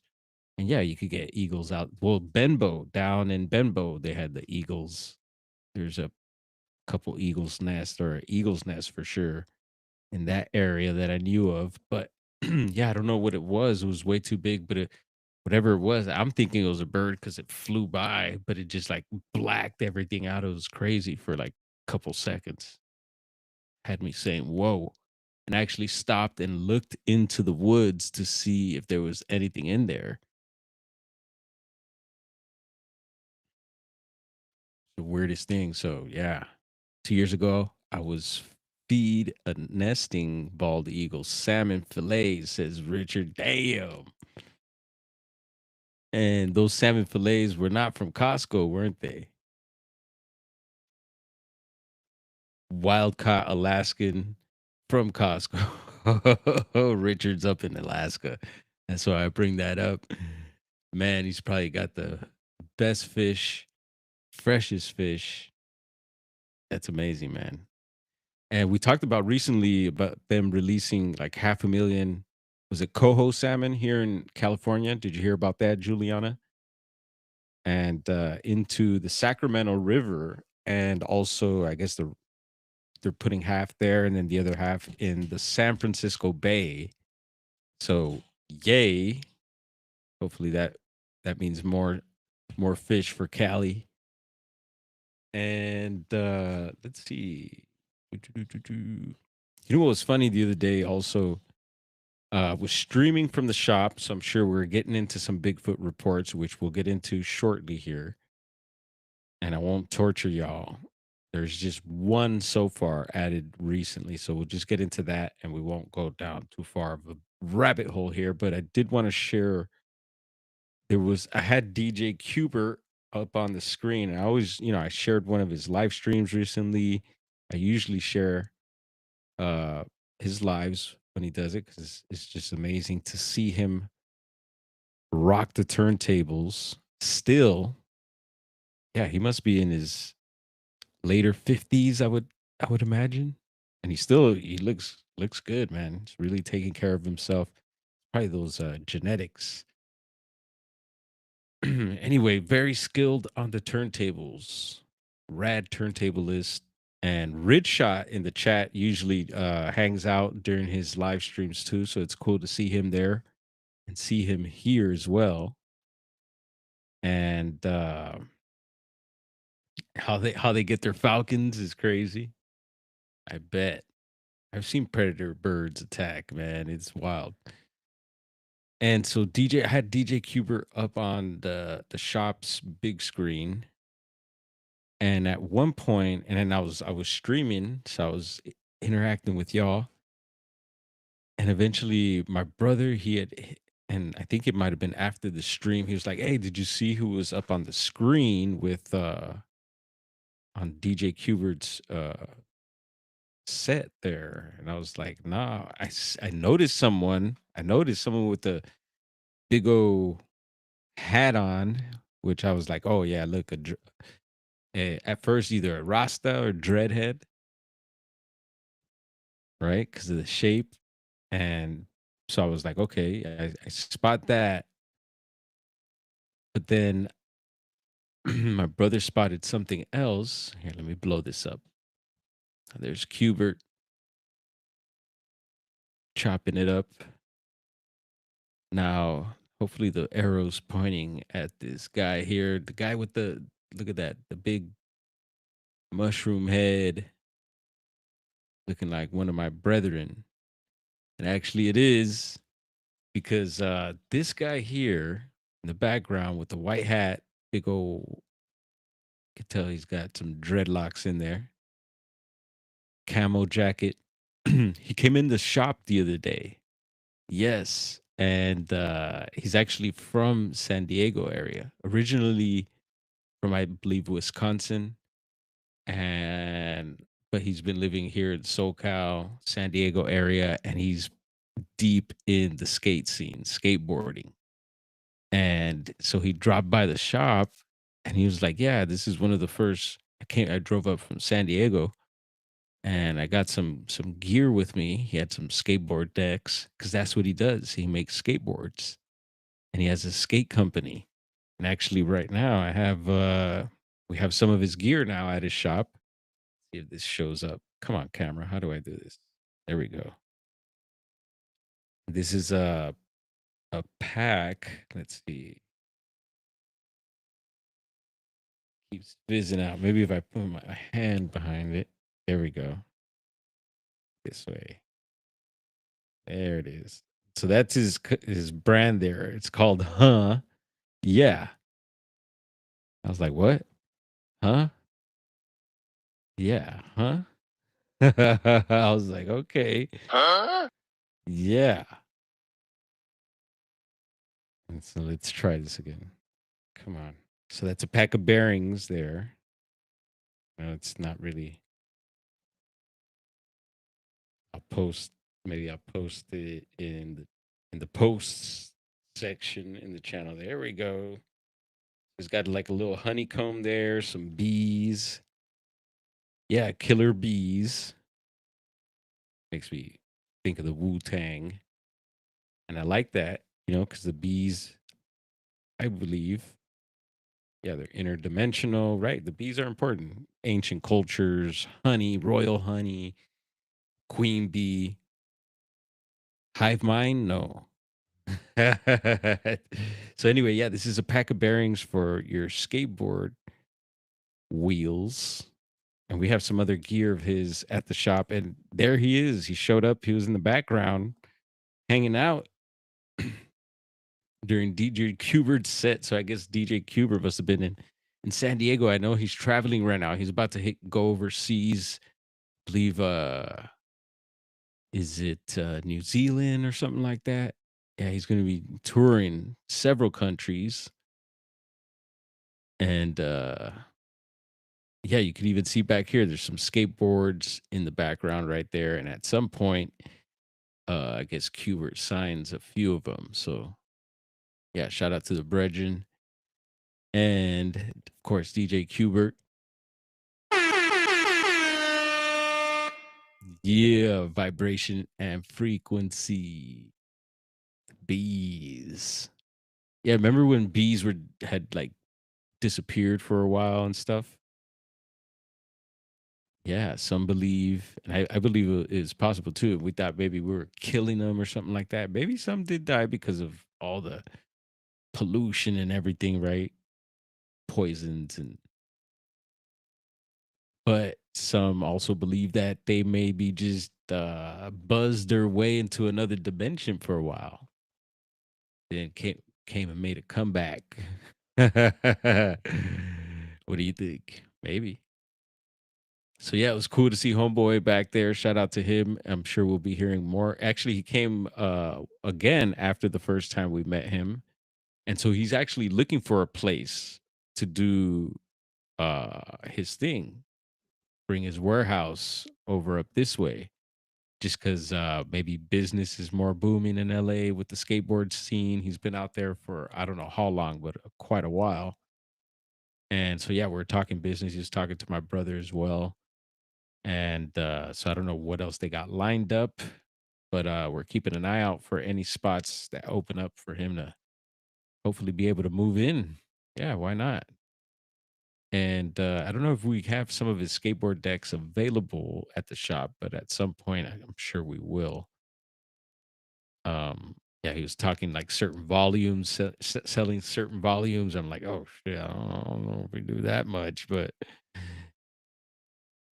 anyway, so that was cool to see that I'd share that. Some of the weird little things that pop up in life sometimes. Like there he is in the flesh, and there he is in online. What else we got? So let's get into this Bigfoot report, y'all. So Bigfoot mapping project. Here we go. Before they take it down, and earlier, our homie mm, from Willow Creek, we'll just say Willow Creek, had checked in with me. He's like, "Hey, have you checked the mapping site? I'm having trouble getting on there." And I was like, "Yeah, no, I'm not having any trouble." So maybe it was a little hiccup on his end, but here we go. We're gonna head on down to Texas. And look, if you look closely, you could see this. It has a weird. It has the orange center. So there's an older report there, but yet you have this green ring out here. So that means there's a green report there. We're gonna drop the squatch and get into this report. Looks like kind of like central east Texas, I would say. And so if this is an older report, then we probably read it. And I want to say I do remember maybe a Texas report, but not off the bat. So we could check this one too. Just give it a quick scan and see what it says. But I do see a Belton Lake. I did look for other reports in this county. I think it's Bell County where this fresher report is out of. Oh yeah, look, Northern River Otter. I must have clicked the diamond.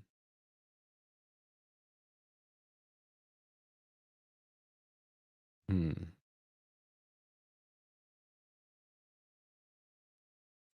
Yeah, so you got to be careful sometimes because these little diamonds are in the way. So there's the report. And I'm sure I could have zoomed in closer to help prevent that. And so 3/2/26, so it's a pretty fresh report from this month. It says 5:08 p.m. 7.5-footer male. It did vocalize. Interesting. Let's get into this. I was driving on my four-wheeler and I was going home. My son and I saw a black figure walking in the woods. We snapped the photo. Then I showed my family. They said that they would spread the news. I was scared, so was my son, who is 8 years old. Interesting. Where's the photo? It says like so you could view. It says website, and I did click that, and it didn't. It led me nowhere, so I'm not gonna click it. But y'all could give it a shot. And it says black with a bit of brown. Didn't see any young, no footprints, and super fresh report there. And that's not the latest one. So that's interesting because that was 3-2. And look at this big old Belton Lake. It almost looks like a snake in that area or some sort of serpent. But no other really other reports that I could see of. But right over here is where the new one is. So look, let's see. So across this waterway, did Bigfoot swim across? Is it the same Bigfoot? Could be. So here's a new one here. And it looks a lot closer to town. I could see a highway, a big interstate over here, 36, or is it 35? Looks like 35. Interstate 35. And there's even an airport right over here. And it says, I'll probably pronounce it wrong, but Dogman. So Dogman Miller Central Texas Regional Airport. And here's another state highway 317, it looks like, back over this way. So Bigfoot's in the mix here. Let's really drop the squatch. So quite a few residential areas, it looks like.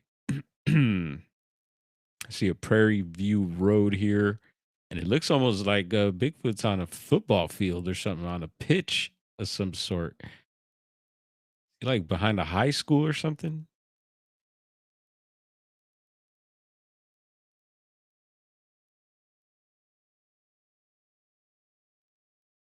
Hopefully y'all were able to see that the whole time.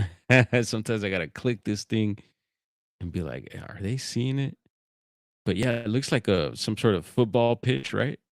Looks like a track, maybe some sort of track, or that's what it looks like to me. Some sort of field, a sports field. So I'm thinking maybe this is a high school. I see a Amblewood. This street here. And let's see what this says. It might be legit, might be a bogus report. But interesting that it's one from 2 years ago. So 6504, or not 2 years ago. A while ago. 6504 12:29 a.m. So 6'7", they put for the height and they put female. So what makes them think it's a female? That's what comes to my mind. It says, I was driving and saw a random white figure and reported it. 20 cops came and did not see anything. But I'm crazy. Uh-oh. They were under construction for some middle school. I don't know. So yeah, it looks like a middle school, I guess it is. And down here, additional comments. It says, help me, and color white. Also, it did leave some footprints. So I wonder if, was there any documentation of that? Who knows? Doesn't say. And why she thinks it's female, or why they think it's female. I would wonder, but who knows? That's all they put there. And so that's the latest report off the Bigfoot Mapping Project. And again, it's interesting that it's not far from this newer report right over here. And there you have it. Let me just refresh this right quick. We could let me zoom out. I'm gonna refresh it just in case for some reason a new report has dropped in. We have had that happen. I'm gonna just scan around the planet here. Yeah, there we go. So happy to bring that to you. Your bedtime Bigfoot report. And like I said, I mean, I had some things set up here since we had the chase earlier that kind of ate up quite a bit of time here. But I was going to go down a little rabbit hole of reports, maybe around the Texas area. But I do have one that's not Bigfoot. So let's do that at least. So I didn't find anything on BFRO for Bell County. Neither did I find anything around, as you can see here on Bigfoot Society. There is a couple of reports way up top, but not around that area. I think somewhere down here might have been. So no, but Texas does have a lot of reports, and we've heard so much coming out of Texas with different cryptids. It's amazing. So yeah, I'm interested in checking out Texas, even though I find it creepy. Again, Bigfoot mapping project had nothing. Neither did let's see here. Bigfoot encounters. I checked Texas and no historical reports or anything like that from that particular area, but there is some out of Texas. So if you're interested, definitely check that out. Bigfoot encounters. And over on the database, Bigfoot report database, I did a quick search to see what it would pull up for Bell County, Texas. And there were a couple reports actually. And I'll just read the titles on this one. It's just let's see here. Witness Abe Cias reports Bigfoot encounter in Killeen, Texas, 10-foot tall figure.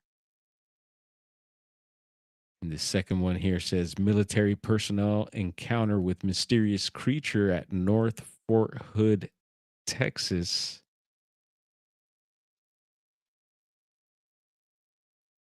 That's at 92, looks like.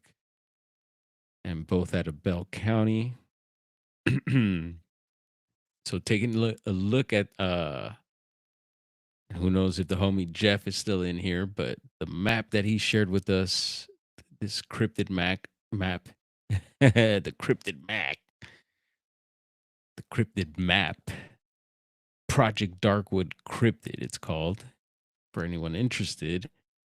And let's see, where were we? So yeah, we're right over here. Here's Belton. There's Belton Lake, I believe. So not too far from there. Look at that. We got a paw right here. If we got a paw up here. So that means some sort of dogman or werewolf report. And we've been throwing some of these in, although, you know, not big into these creatures. But hey, if we got a report nearby, so we got to just read a couple Bigfoot reports near this area. Interesting. Here we go. Here's some dogman reports. So this one says close encounter with 6 dogmen. And that's not the first time we've read some California dogman reports from the same map. And another guy had it was like 6 of them, 5. It was a pack. Very interesting. Maybe something to put in the notes there. And that they roll in packs. It says here Elms Grove Park, Killeen, Texas. So we just read off the Bigfoot database. There was a Bigfoot report out of there. And actually there was just some sort of report. Maybe it could have been some sort of other creature like this. We didn't read it, but we read that Killeen, Texas. So it says Abe. Oh yeah. Yeah, I brought that Abe Cias up. So maybe this is his report. It says, what would be worse than being 4 feet away from a dog man? Being 4 feet away from 6 of them. Abe Cias lives in Killeen, Texas, a place called Elms Grove Park.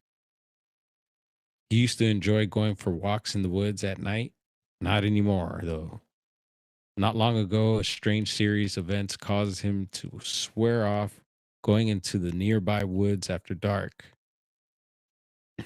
In episode 53 of Dogman Encounters, Abe Cias talks about the night he found himself alone in the woods with 6 dogmen. Wow, lived? I hear they just like to scare you a little bit, as well as several other unnerving things that have happened in the woods nearby. If you listen to this show, you probably won't look at your nearby woods the same way again. We hope you'll tune in. Aha. So they got us with the hook there. And there's a link to a Stitcher Dogman Encounters radio. So there's that. This one up here, maybe this one would be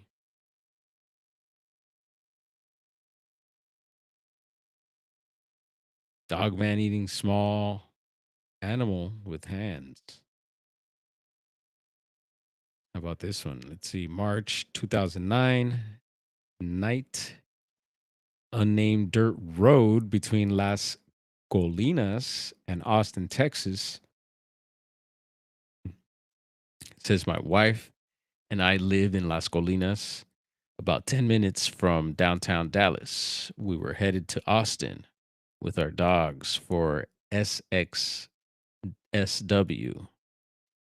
We'd been driving about 2 hours and needed some gas. We pulled over, blah, blah, got back in the car and drove off.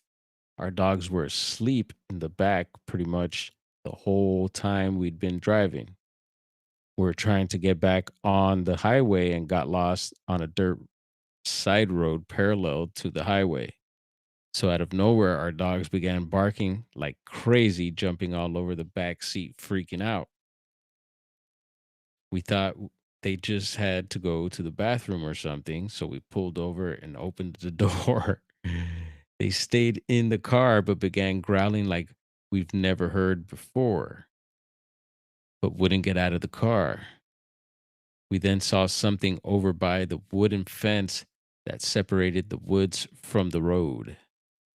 It was dark, so we could barely see, but it looked like a tall, wide man with a large head eating something with his hands.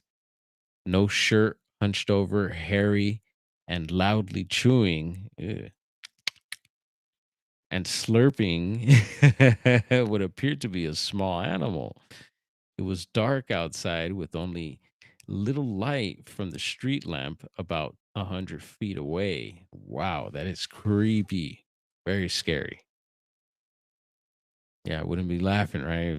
You'd be seeing that. As soon as he saw us, he jumped in the car. What? We jumped in the car. I was like, holy hell, he jumped in the car. We jumped in the car. Yes. Locked the doors. And as my wife looked back, she saw it jump over the fence and run into the woods. She said he jumped vertically over the fence, completely clearing it. And where did we hear that yesterday? Oh, I think it was Jeremiah Byron did a YouTube short of the hopping fence Bigfoot, and I think that one's out of Texas. I think it's a fresh BFRO report. So I know I think we covered it, and he did a short of it, so it was really cool. I enjoy his shorts as well. So yeah, there it is. Let's see. Now there were no houses around there. We were in the middle of nowhere. So werewolf? Question mark. Crazy feral forest man. Uh-oh. Some sort of vehicle flipped onto something. So I don't know. That was a Citizens app alert. I don't know if that has anything to do maybe with the chase earlier. We'll find out later. And so crazy feral forest man? Question mark. Who knows? But it was one of the creepiest things I'd ever seen. My dogs were paranoid and freaked out the rest of the trip. And there's also a link here. So there's a source. Boom. Yeah, interesting stuff.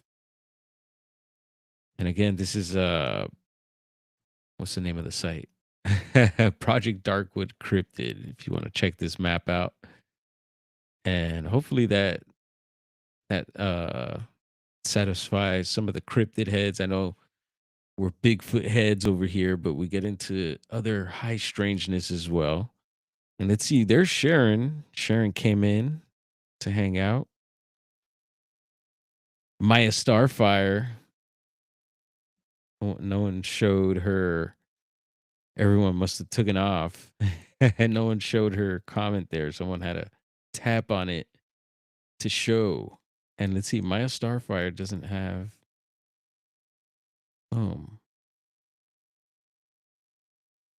So there you go. A couple Dogman reports or werewolf type, or who knows? What do you think that was?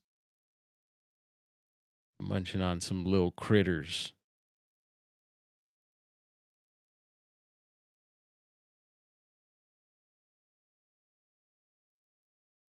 All right, here we're gonna pull up this little cam right quick before we head out.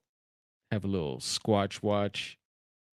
Keeping an eye out always for Bigfoot. This is Del Norte County, Smith River Alliance Save the Redwoods. And geez, seems like the water's gone down a whole lot. Could have swore the other day we pulled it up, it was all swole. I think cryptids, poltergeist, UFO stuff connected, says Christopher. Yeah, man, there's a lot of weird connections. And let's see, happy rising to you, Sharon. Thank you. Greetings from Belgium. Right on.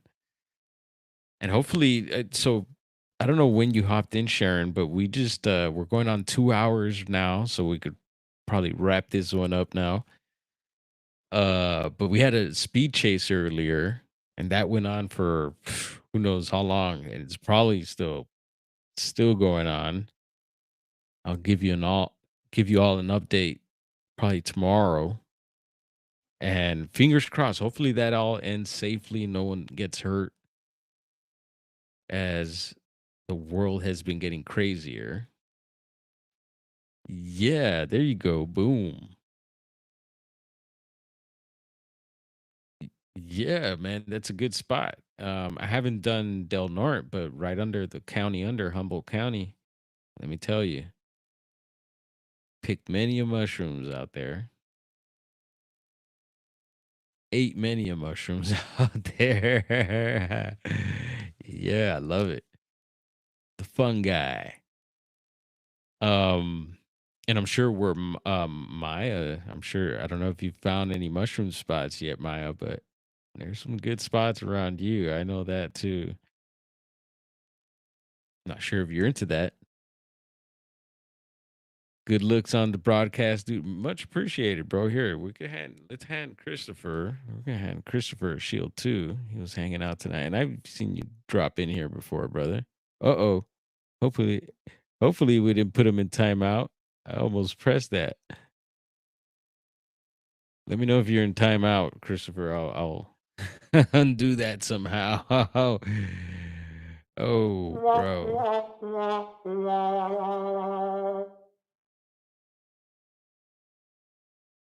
Oh yeah, yes. Yeah, it was giving me, I was on edge.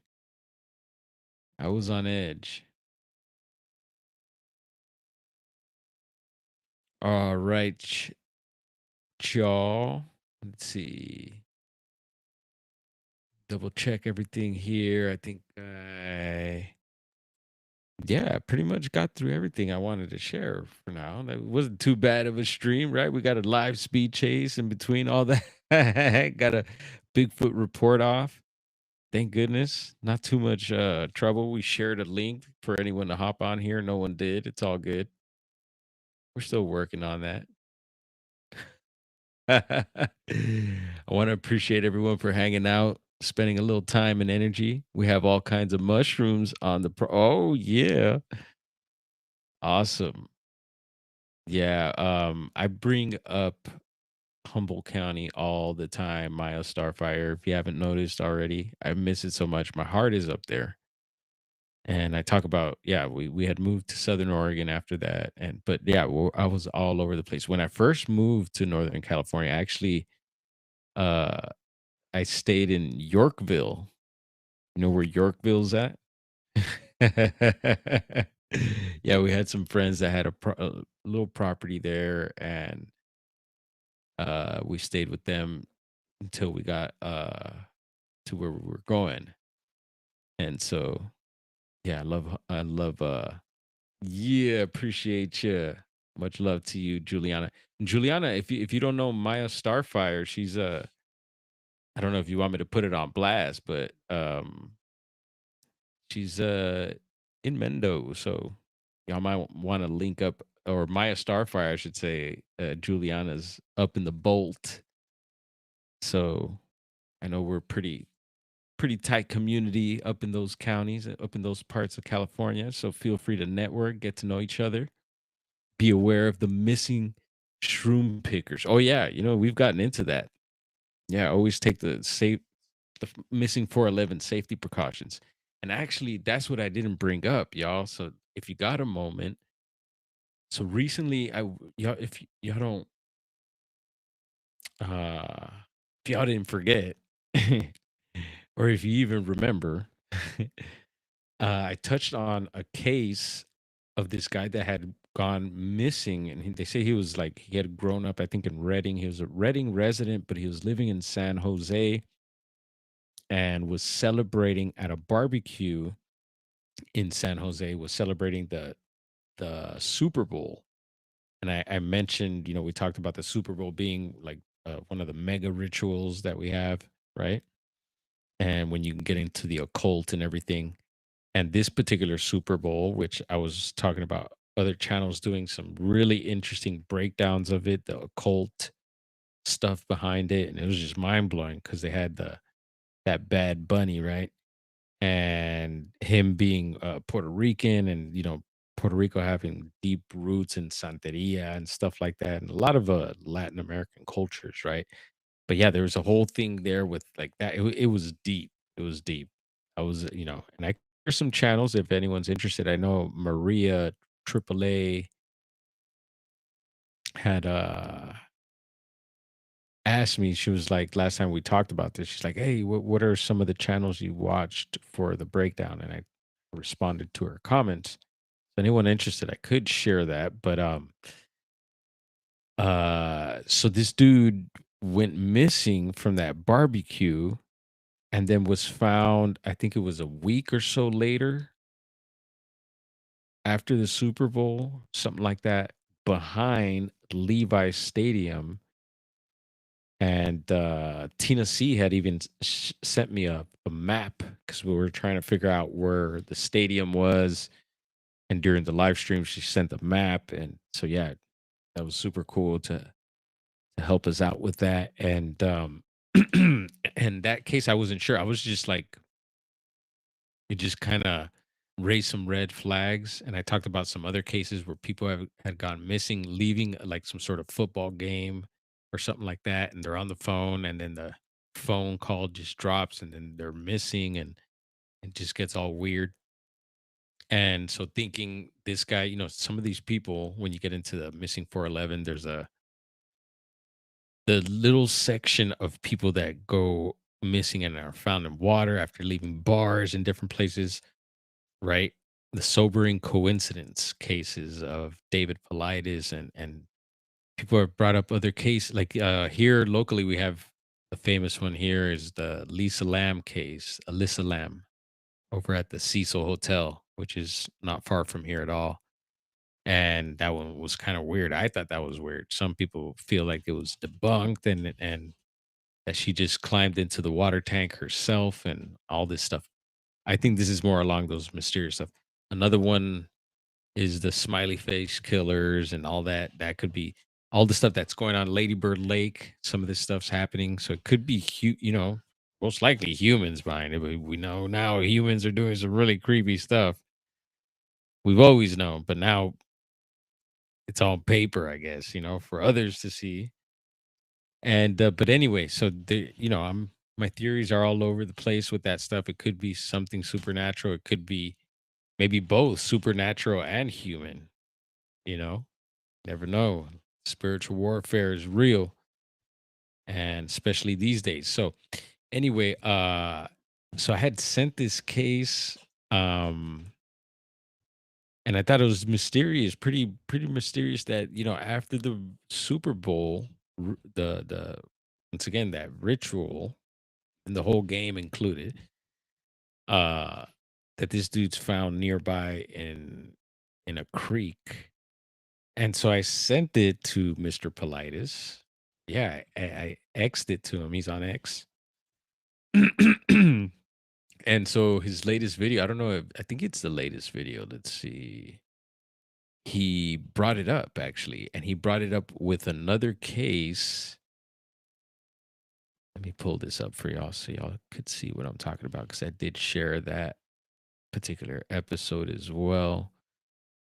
Let's go over here. I'm gonna go to my channel right quick. Posts. And there's DJ Cuver post there. Boom. All right, here we are. So here's another good one. I like Rusty West. I know some of you out there may not like his delivery and style, but 10 More Strange National Park Disappearances. But down here is the David Politis one.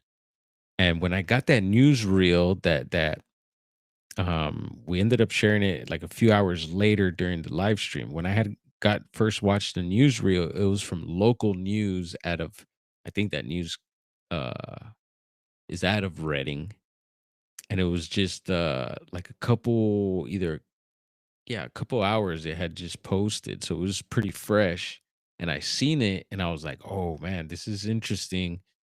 And so I sent it to David Politis on X. So I don't know if he didn't I don't know if he responded back on that particular one. But hold on, I'm gonna bring something else up. So I think this is the latest video, and he brings up another case that also happened at the Levi Stadium. And I watched it, but I need to watch it again to get more of the details. But I guess it's very similar to the recent case that I'm bringing up, and that I wonder if Dave got that message. And on this video, he mentions that this latest case, the one that I'm talking about, it's not officially a 411, so I guess he's keeping an eye on it. But he did bring up this older case as a missing 411 case, which is very similar to this one. So yeah, hopefully he you know, and I have sent them other cases before, and so I wonder if he does, and he ended up reporting. Maybe I don't know. Maybe he got the message for me. Who knows? It makes me wonder, but. I did send the Lil Jon one because the musician Lil Jon, his son recently was also found in a pond, and I thought that was kind of mysterious. We also brought that up, and it was, I think, odd to me, and so I sent that one to Dave also, and he responded back that there was no mystery in that one, that there was just psilocybin. So I guess he ate mushrooms. I didn't hear that in any of the reports. I think I had heard that maybe he had some substance issues before. And but I didn't hear anything about him being under the influence of psilocybin. So that's news to me. And but I also think that shouldn't be thrown out with if someone's under the influence of psychedelics or even anything else for that matter. Because even like the drowning cases, they find supposedly high levels of GHB in some of them, right? Which is almost like being drunk, or being like super drunk. Actually, they use it to grape, right? It's like a date grape pill. Now it's grape with a G, like the fruits. You hear more rough housing upstairs, possibly. But anyway, so yeah, I don't think it should be thrown out just because there was psilocybin involved. Even though if you're tripping, yeah, you could you could hallucinate, see certain things, right? Overdo it. Who knows? But I think also, again, going back to the spiritual warfare going on, when you ingest things, even regular, just ganja. I don't even mean regular, but yeah, regular ganja, different types of substances, alcohol, especially. Yeah, you're opening up alcohol spirits, right? So there's different entities when you're under the influence, you know, different things could take over, different things could happen. And we've touched on other cases similar to that. There's the one out of Florida where a young guy supposedly was visiting family. He supposedly just had smoked some weed and he flipped out, had this episode. His cousins supposedly he ran out of the car, was threatening them, was saying all this demonic stuff.